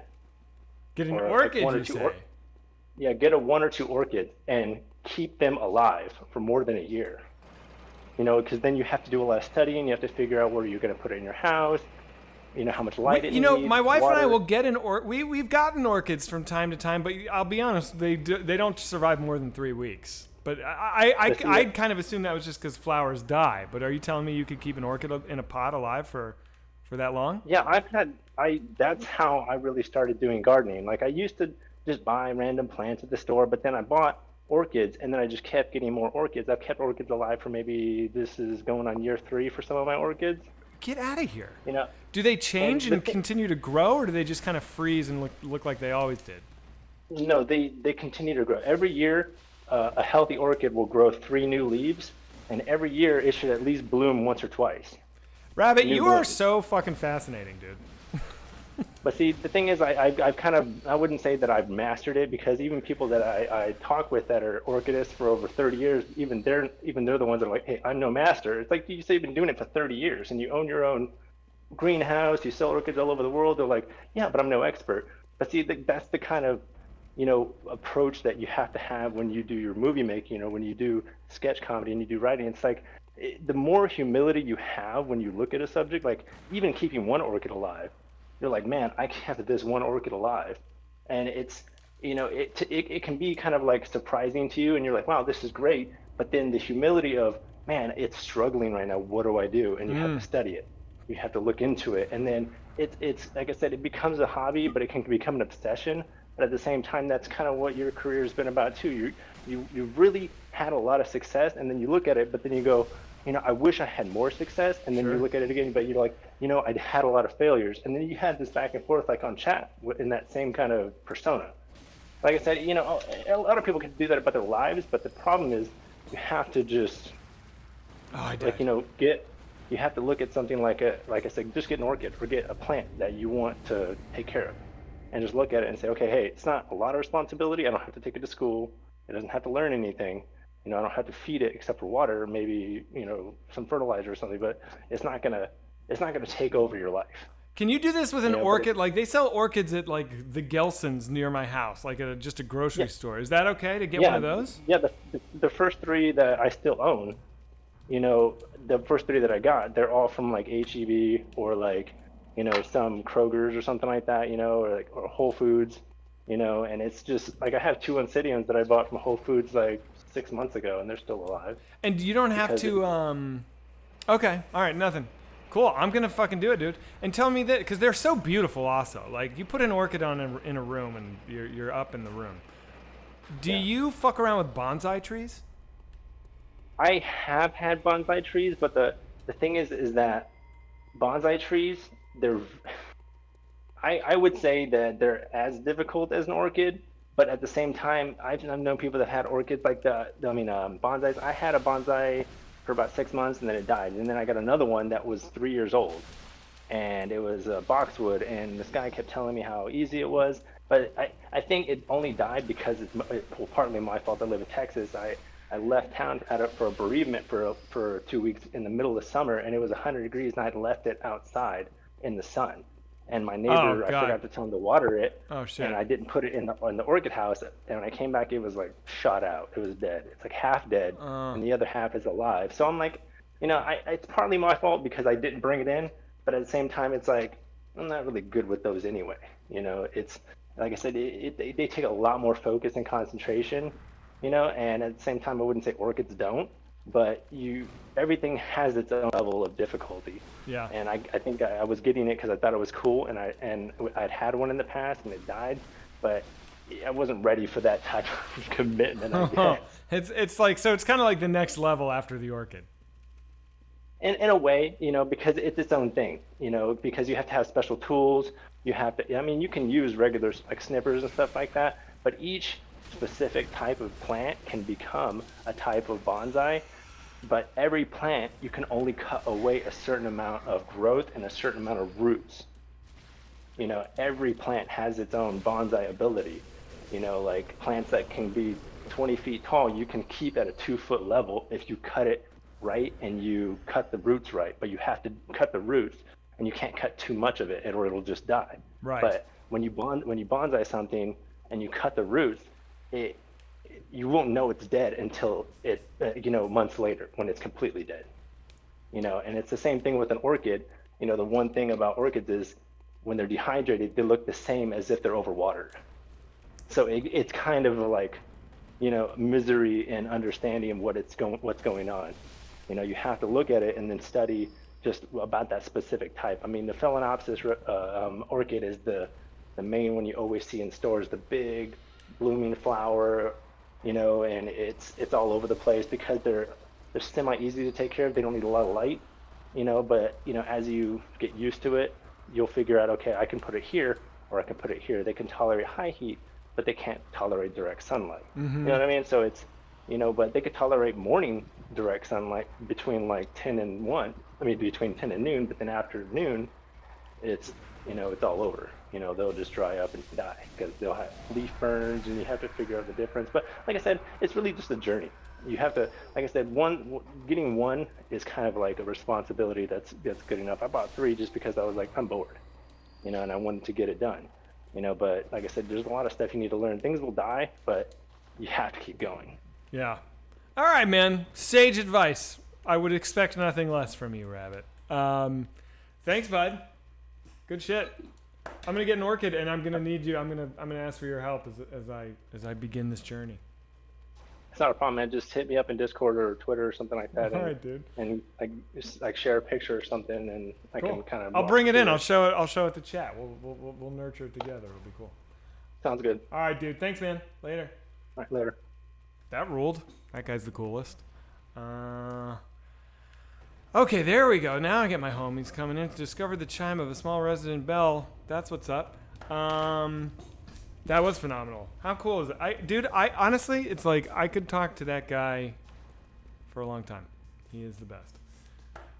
Orchid boys, that's what's up. I'm gonna get one too. I'm not bullshitting. I'm gonna get an orchid. I think I'll get one this week. If they have them. If they have them at the store. I don't know if they're seasonal. I should have asked. So Spike Lee movies are good. Okay, so Spike Lee movies are good, but dude, then you'll see some Spike Lee movies that are like, how did this... Watch The Sweet Blood of Jesus. It's like, how? How did this get made? Why? Like, what was the thinking? Like, are you okay? Were you on drugs? Like, it's bizarre. Man, he's very hit and miss. Exactly. So my point, my big opinion of Spike Lee is that he's the most hit and the most miss. When he hits, it's genius. And when he misses, it's like so confounding. You know, M. Night is fascinating too because like Sixth Sense is a horror masterpiece. It is. It's understated. It's terrifying. It's effective. It's new. It was at the time. You know, it's fucking awesome. That movie's great. And then you watch Lady in the Water and you're just like, what happened to you, man? Your ass used to be beautiful. You know what I mean? Yo, I'm having major frame rate drop. I guess this machine's working. Not a one trick pony. Oh, M. Night one trick pony? I mean, I don't think so. I don't think he's a one trick pony per se. I'm trying to think of what else he made that was good though. I mean, people liked Unbroken. I'm not one of them. Was it Unbroken? Unbreakable? Unbreakable. Thank you. I didn't like it, but I know a lot of people did. But goddamn, Signs? Are you kidding me, dude? Have you seen that Will Smith movie? Holy shit, dude. After Earth? You love Signs? No, sorry. I'm sorry. Signs is actually not the worst movie. Signs, what am I thinking of? What's the Marky Mark one? Signs is fine. Signs is fine. I didn't hate Signs. What am I? The Happening. Holy shit, dude. Hang on. Let's enjoy a moment from The Happening together. That moment in the classroom. The Happening classroom. You guys know what I'm talking about? Oh god, this is phenomenal. Come here. I mean, what is happening? What the fuck is happening? Is that the weirdest scene of any movie ever? Am I crazy? Oh my god, dude. Marky Mark. Oh, are there deleted scenes in that movie? I have not seen it. Oh my god, because your face is perfect. But you're going to be ugly soon. You're going to be ugly soon. So, pay attention to science. It's like he's hitting on this kid. There's no other way to interpret that. That's called negging. That's how you try and fuck people when you have no game. That's just bizarre. What up, Panwall? Your face is perfect. Leaf Beaver, greetings to you. I hope your pet is okay. That Entourage story is good, right? Okay, hang on. Where am I going? Where'd my homies go? I know I have people in here with me, right? Sorry, guys. I was watching The Happening, and I don't know where I'm supposed to go. I don't think I've been this way. Oh, I did. I already did this.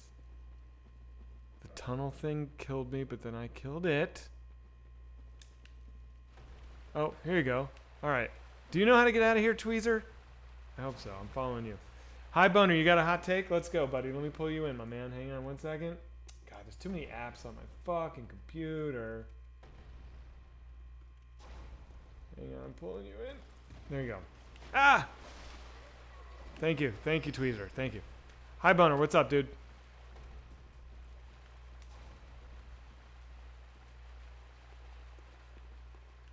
Tweezer, I'm following you. Hi, Boner. You're out. Let me pull you in again. You're in.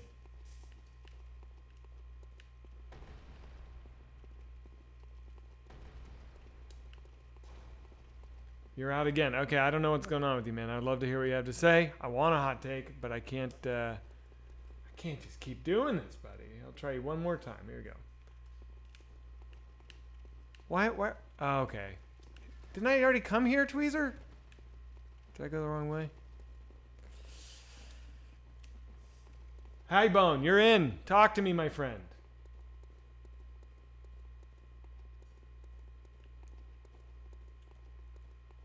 Okay, somebody else will come in. Ralph, what's up, dude? Oh, hey. What's up, man? Oh, good to hear from you. I was actually just chilling out. Okay, good. Yeah, I was, well, I would talk to you about the Killing Joke, but if you want to save that for a future date, I can tell you more about the sort of philosophical undertones of Bloodborne. Or I could talk about how I don't like Spike Lee that much. Let's talk about Spike Lee. Man, you know, okay, so I've watched a lot of movies in the past, right? And you know what a lot of films are dedicated to in the 20th century? No. Racial disparity between white people and black people in America. You say that like it's so exhausting. No, I don't mean it to be exhausting. I mean, like, you have great films. Like, you have Sidney Poitier doing... What's that one? I mean, Guess Who's Coming to Dinner? What's the one where he's... Oh, that one's good. The one where he's a prisoner breaking out with a white prisoner. That's, like, one of my favorites. I can't remember what that one's called. And there's the one where there's the blind girl. Have you ever seen that one where there's a blind girl and she's like mistreated at home and she's falls in love with a black guy? That's got him too.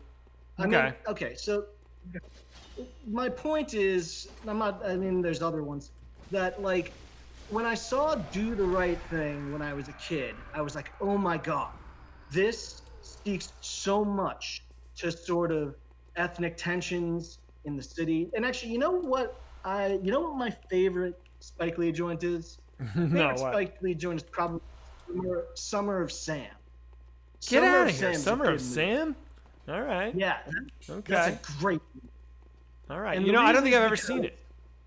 And Adrian Brody plays a punk in that movie, right? He's got like Liberty spikes and shit.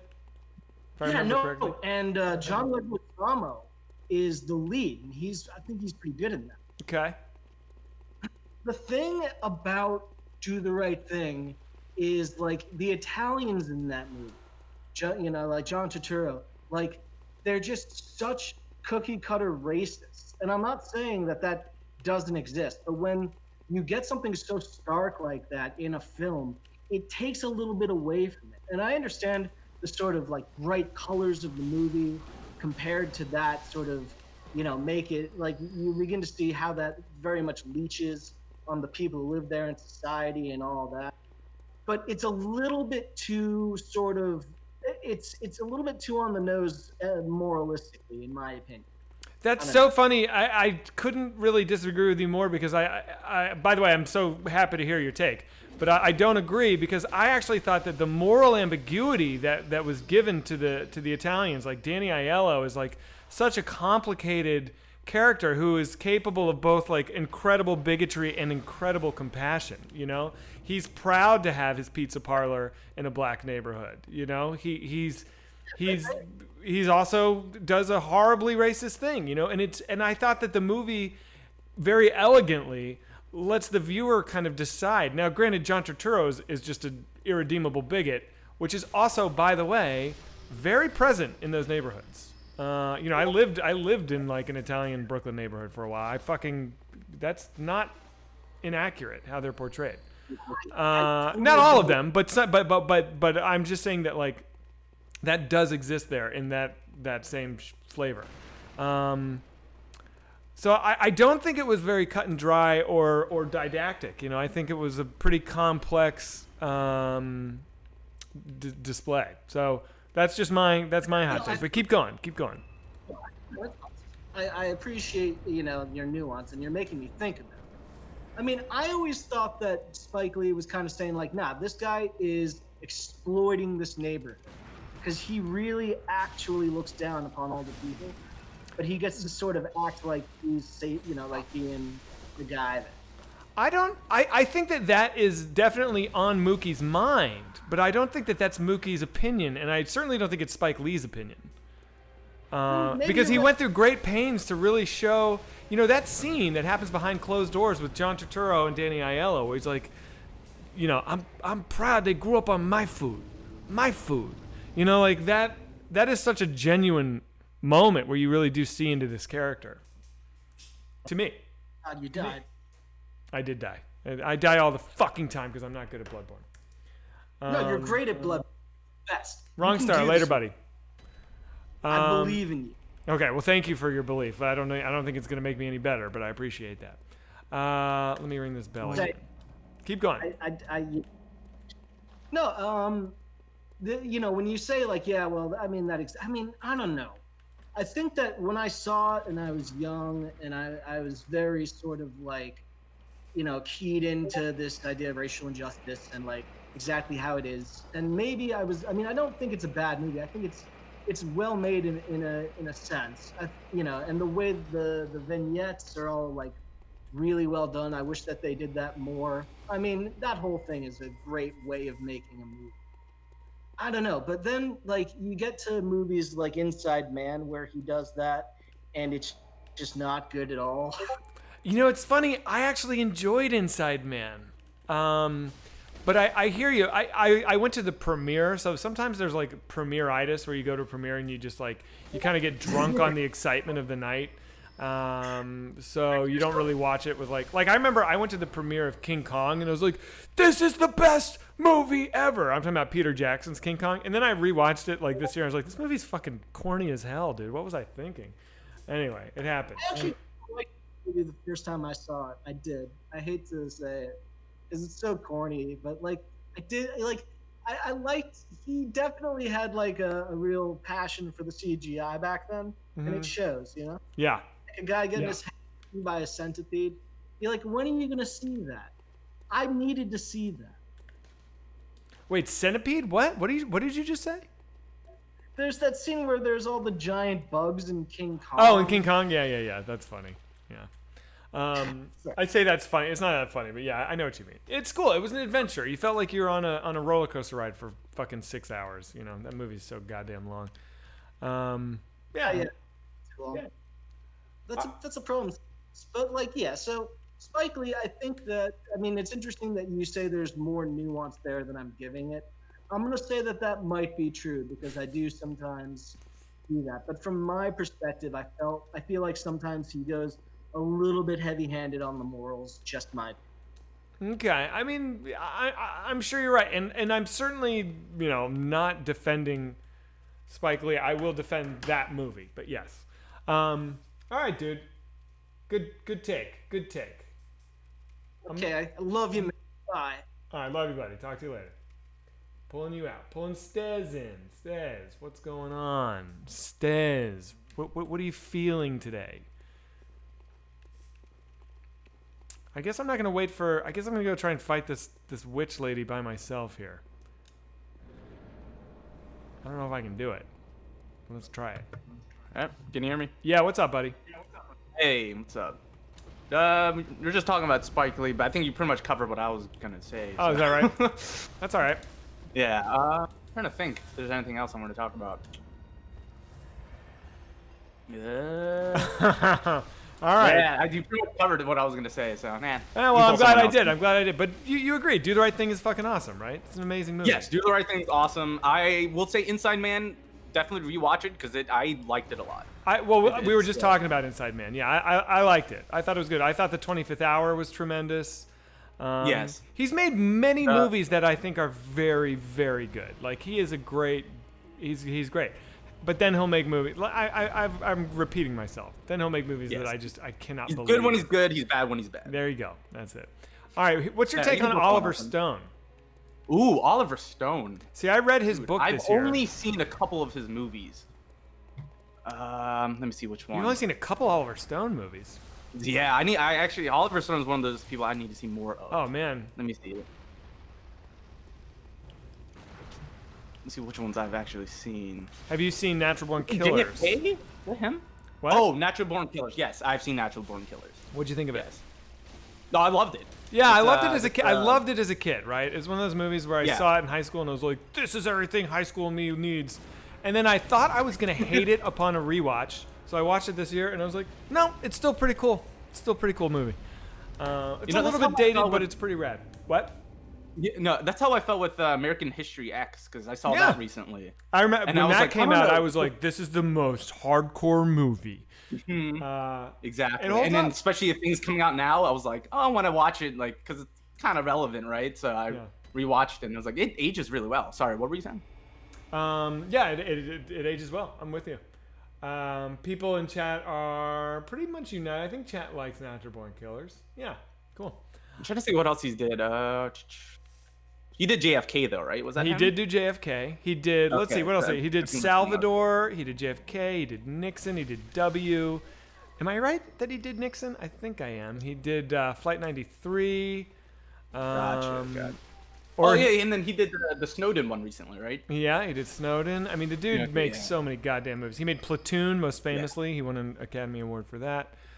Platoon. Yeah, I need to see Platoon. You know, there's a That great is- book. There's a great book that I recommend anyone who's interested in movies read. It's by Jane Hampshire. She was like a nobody producer who was just struggling to make any indie film she could, and she optioned the script for Natural Born Killers from this guy who had it from Tarantino, because Tarantino wrote Natural Born Killers. I don't know if you know that. Kind of rings a bell, but no, yeah. And so she got the script before Tarantino blew up. Like Reservoir Dogs was coming out, and then Oliver Stone contacted her, and he was already a behemoth, and and wanted to make it. So she wrote this tell-all. It's not a memoir. It's just like this tell-all about what it was like to make Natural Born Killers with the raging psycho that was Oliver Stone at that time. And it is such a good book. If anyone wants like a really fun popcorn read, it's called Natural Born Killers, I believe, but it's by Jane Hampshire. So anyway, that's a rec for anyone in chat. Speaking of books, though, and S. Craig Zoller, did you know he was a novelist before he did movies? I did not. So tell me about his novels. Yeah. What has he done? All right. I actually haven't read them. I looked at his Wikipedia when I saw Bone Saw Tomahawk Bone Tomahawk. Gotcha. Bone Cell Tomahawk is funny though. That's funny. Yeah. I looked at it and I just saw that he did a couple of novels. I've been meaning to check him out, but. So it's kind of funny that you said like his dialogues is like kind of. Well, the script was good. I remember reading the script. I was like, this guy's a writer. This is gonna be great. Gotcha. Yeah. Gotcha. I will say about that movie though, Matthew Fox's character was probably one of my favorite characters. I thought he was so just. You know what? It's funny that you say that because I was shitting on his character, and then like 10 seconds later, I was like, wait, he was that guy wearing the clean white suit. He kind of was a good part of that movie, actually. I think you're right. He says like something when he's like leaving that in that bar scene in the first act, and then just like he's like, "All you people are like, oh man, I can't even remember the line." But he has like a really badass line as he leaves, and then just like I remember like, "Oh, okay, I really like this character." And then he kind of has an arc, like he kind of turns around at the end. What's his arc? I guess he kind of like I don't know if you say he redeems himself, but he does sacrifice himself. Oh, he does? Okay, I don't remember. Yeah. All right, cool, dude. Yeah. Oh, quick question though. Have you seen Blackcoat's Daughter? Wait, is that the one about the two girls in the private school? Yes, by Oz Perkins. I started it and I'm gonna be honest, I didn't like that girl's acting, and it put me off, so I turned it off. Should I watch it? I would say watch it. It's a really interesting movie, and I really love like his directing style. Oz Perkins. Wait, what else has he made? He did the most recent Gretel and Hansel. Was that good? Wait, was that the one with Jeremy Renner? No. That's the one that came out I think last year. I forgot who was in it. Oh, I think the girl from It was in it. Okay. The teenage girl, but whatever. The movie was okay. Like the writing, he didn't write that movie, so like the story was alright, but the directing was phenomenal. Okay, I'll watch that. I think next on my list I had an assignment. Oh yeah, I have to rewatch Mandy or get through Mandy. Ooh, Mandy's fun. Yeah. Everyone loves Mandy, so I'm gonna watch Mandy. Well, go ahead. He's also the son of Anthony Perkins, the guy from Psycho. Wait, what's his name? What's his name? Oz Perkins. Wow, so Anthony Perkins has some pretty successful kids. Because Elvis Perkins is pretty good. Really? He's a musician. Yeah, he's like he kind of sounds like a budget neutral milk hotel sort of a thing for my money. Okay. No, I love neutral milk hotel. Yeah, so me too. All right, that's pretty cool. Yeah, all right, a buddy. movie called Quigley, which is awful. But wait, which one? Quigley. It's with Gary Busey as like a dog. It's really bad. It sounds bad. All right, Stez. Thanks, buddy. All right, great talking to you, man. Later, man. Yep. Wait, let me do some thank yous because people have been like doing shit and I have been missing it. Ironic, thank you for subbing with Prime. What is it? Ironic, you now fan. What a weird name, dude. Higboner, thank you for using bits. Professor Marthlive, Spaceship Trucker, Hood Be Down, Trista Blue, Grant back at it. Grant, thanks, buddy. I appreciate you, man. Knee Brace, Nick, what's up, dude?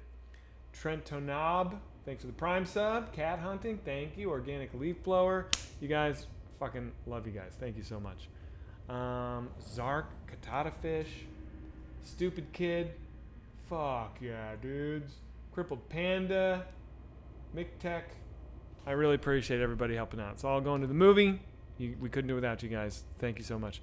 Hey, Kevin from Connecticut. Kevin from Con. Jesus Christ. You ready to fucking go, bro? Let me psych you up. Hey, come here. Let me psych you up, dude. We're gonna go in there. We're gonna go fucking crazy. Get up, dude. Get up. I'm talking. Oh my God, what kind of attitude problem? All right, we're gonna go fucking kill everybody in there. You hear me? You hear me talking to you? Let's fucking go. Come on, team. Did I lose all my souls earlier? I did. She killed me before I had a chance to get them back, didn't she? Or my blood echoes. Ah, pathetic. Let's fucking kill.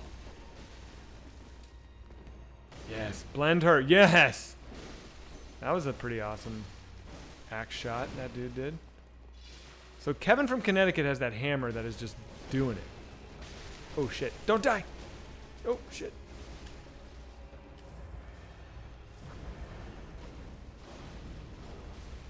Come on, dudes. Back. Oh, she one-shotted me, man. I suck. I'm terrible at this game. I apologize to everyone trying to help me. Young Ray McFresh. Young Ray McFresh. Talk to me, buddy. What's going on? I didn't come prepared, man. Dude, everyone in the waiting room needs to have something. Guys, go hang out in general if you're just going to talk to each other. That's fine. If you're going to be in the waiting room, I'm going to pull you in. You got to have a hot take for me. Parataran, what's up, buddy?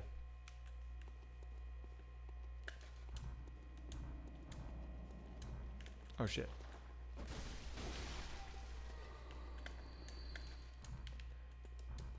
Sitting in the waiting room. Parataran, are you there?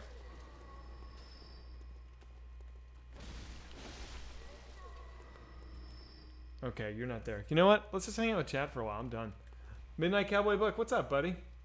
Timmy says hi from his Facebook status. That's sweet of him. God damn it. Why can't I ring my fucking bell? Did they kill the boss? They killed her. That's why I can't ring my bell. They did it. You fucking guys. Good job, everybody. That's pretty cool. Sick kill. I want to see... Oh, you want to say why I'm wrong about Caddyshack? Dude, now we're talking. That's what's up. All right, Killer, tell me why I'm wrong about Caddyshack. All right, hey, let me mute the Discord 1 second. Not Discord, Twitch. Yeah. Okay, there, got it. So did you like the before you saw that movie? You saw it as an adult, right? I saw it like 3 years ago. Yes. Yeah, I don't want to say it's for nostalgic purposes because I understand. Like I think I'm gonna know what you're gonna say.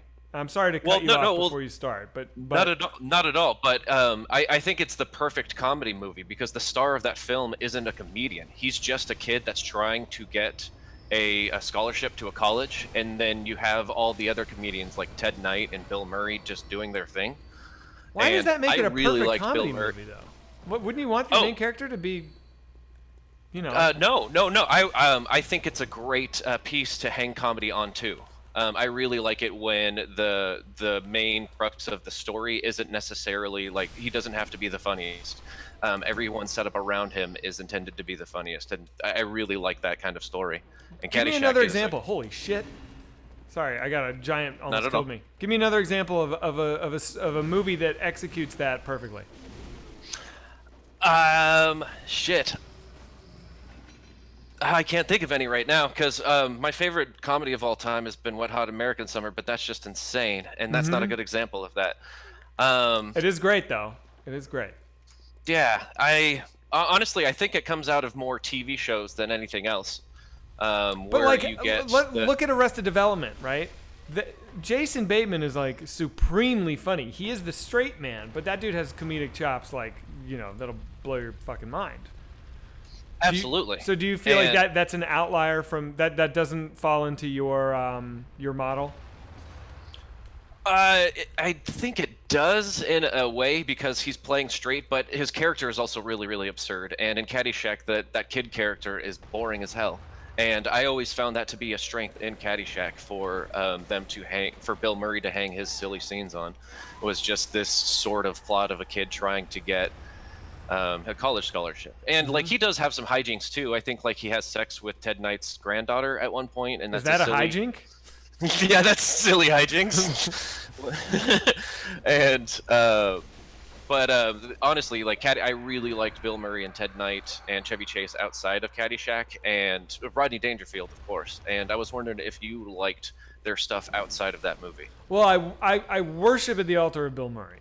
I think he's like the David Bowie of comedy. Rodney Dangerfield, quite frankly, like I could take or leave. I think I enjoyed Back to School when I saw that was a Comedy Central. Like I think exactly, dude. It was always on Comedy Central in the middle of the day. They must have bought the rights to that movie for super cheap, so I would watch it when it was on. I was like, "This is pretty good."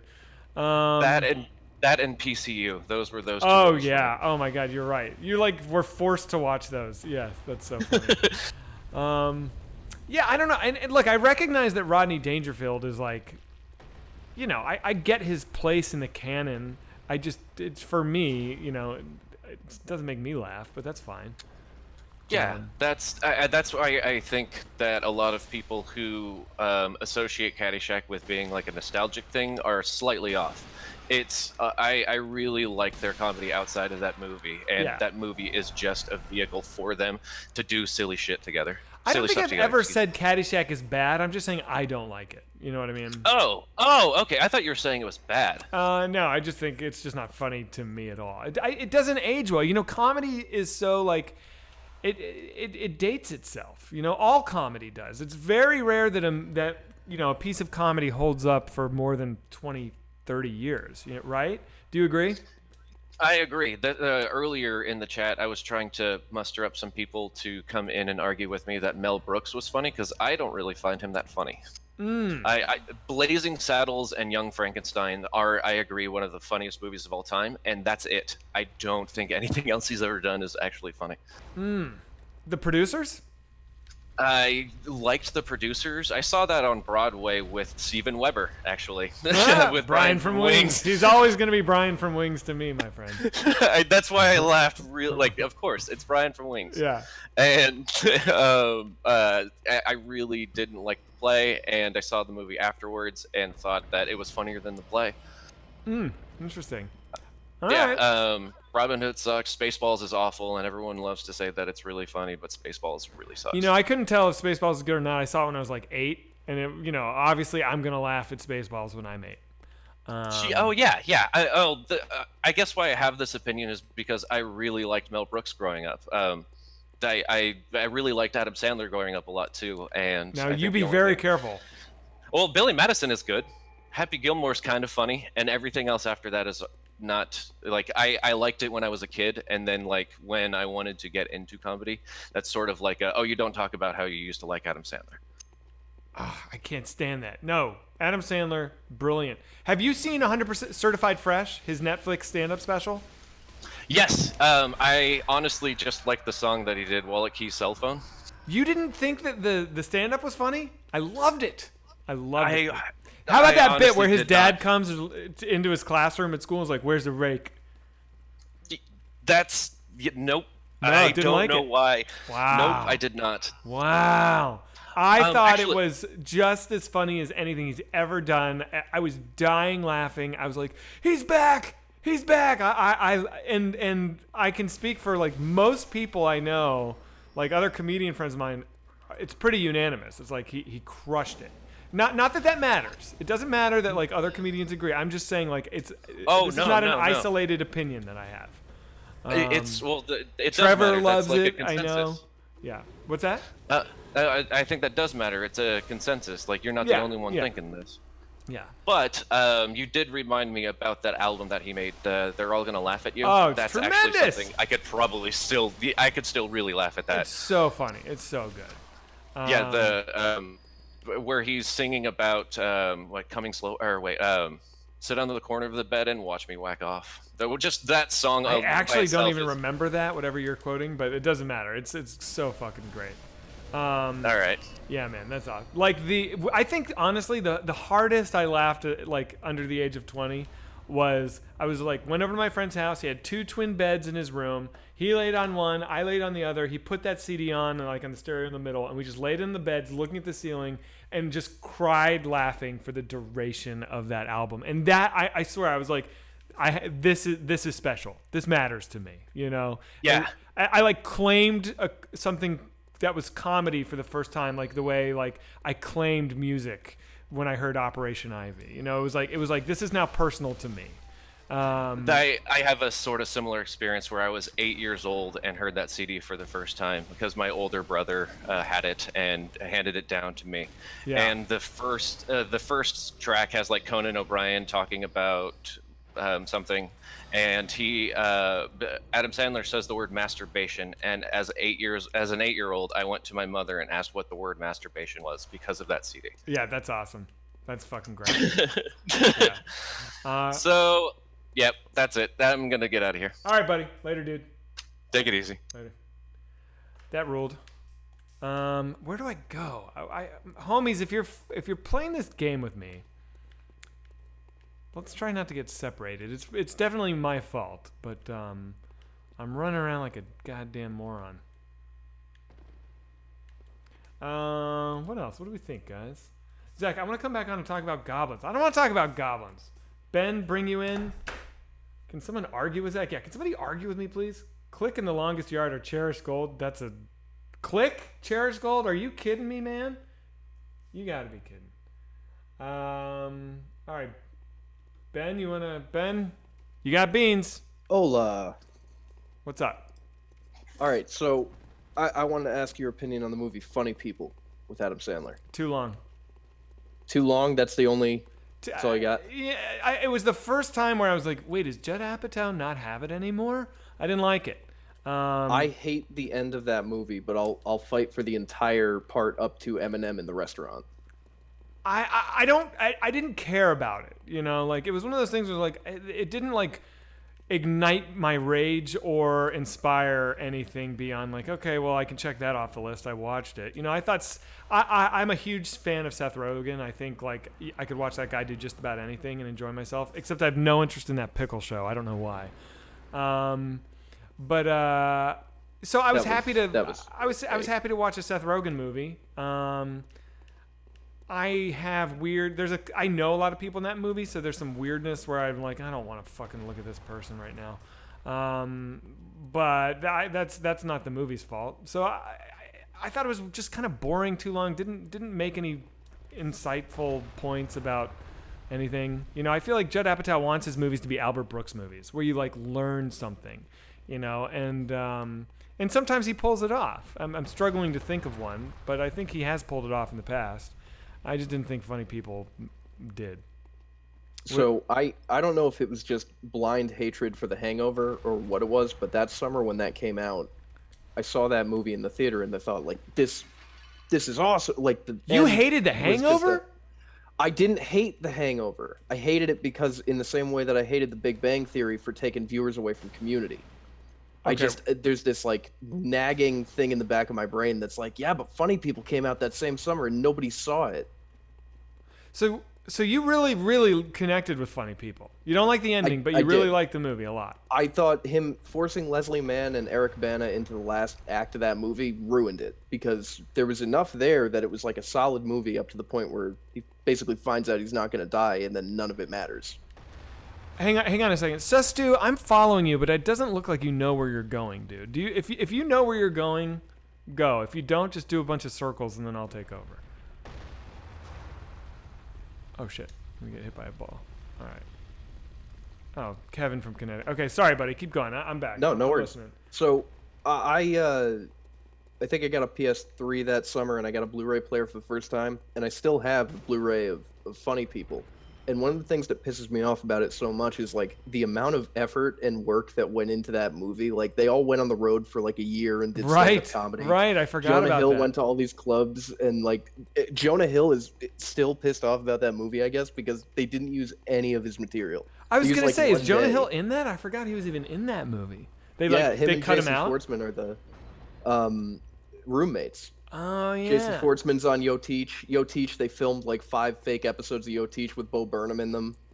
There's like so much shit on the extra features of that Blu-ray and that DVD. Like, even if this is the only chance I have to like parrot it out to the world and be like, go get the Blu-ray. It's in the $5 bin somewhere. Like, they did 5 fake episodes of Yo Teach. They've got all this stuff of Adam Sandler and Judd Apatow making prank phone calls back when they were like roommates. Yeah, I've which is heard what some of starts those. The movie. Yeah, that's really funny. Appearances of them on like Letterman and stuff, and like talk shows back in the day when Judd Apatow was trying to be like a comedian when he was doing stuff for what was it, Gary Shandling. And the documentary he did on Shandling was amazing too. Yeah, I haven't seen that doc, but I do love Gary Shandling. I mean, Jesus Christ, that show, the Larry Sanders Show, is just fucking magnificent. Larry Sanders, and it's Gary Shandling's show. You know, I don't think I've seen It's Gary Shandling Show. Is it It awesome? was like, it's great. It's like pre-Seinfeld, and it's raunchier because it was on Showtime, and it's what do you call it? He breaks the fourth wall all the time because that was kind of like part of his whole shtick. So he'd go up to the beginning of the where the stage ends and the audience is sitting there, and then he'd do like a monologue for the audience that would be part of the episode. And at points in the episode, he'd just turn to the audience as like a character and be like, "You seeing this?" So it was like a multicam then. Is that right? Yes. Yeah. Interesting. On the screen, it looks almost just like a Seinfeld. But then like there's an episode where the kid that lives next door gets in trouble, and the audience bails him out. Like he's in like a plot in the show where like the principal is gonna expel him from school and stuff, and then like members of the audience just line up outside of the principal's door and is like, no, I saw like 20 minutes ago in the plot, he's fine, he didn't do it. Is it streamable? How can I watch it now? I do not know at this point. I would say probably somewhere in whatever archive Showtime's got. But yeah, I think I want to the watch internet that. and That found it on sounds like fucking awesome, YouTube dude. and shit. Yeah. All right, my solid. man. Good shit. Good talking to you. Sick, brah.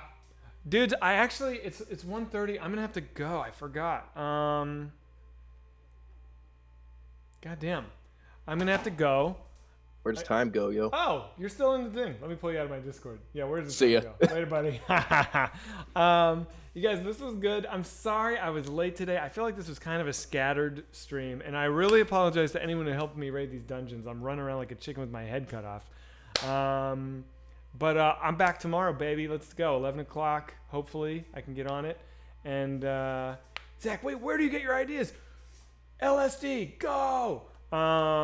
You guys are the best. I love you all. Do you guys want to raid anybody? The first raid that somebody throws out there, I'm gonna just do it. I don't have time for a whole raid debate. So just fucking fire away. Newsboys tomorrow. Newsboys tomorrow. We might check the time. Watch Trevor's Twitter for the Newsboys time, because he has like a crazy day. You want to raid Middle Ditch? That's a good idea. Let's give Tommy M a little love. Don't yell, go fuck yourselves when we do the raid. I certainly don't want people to think that we're being dicks.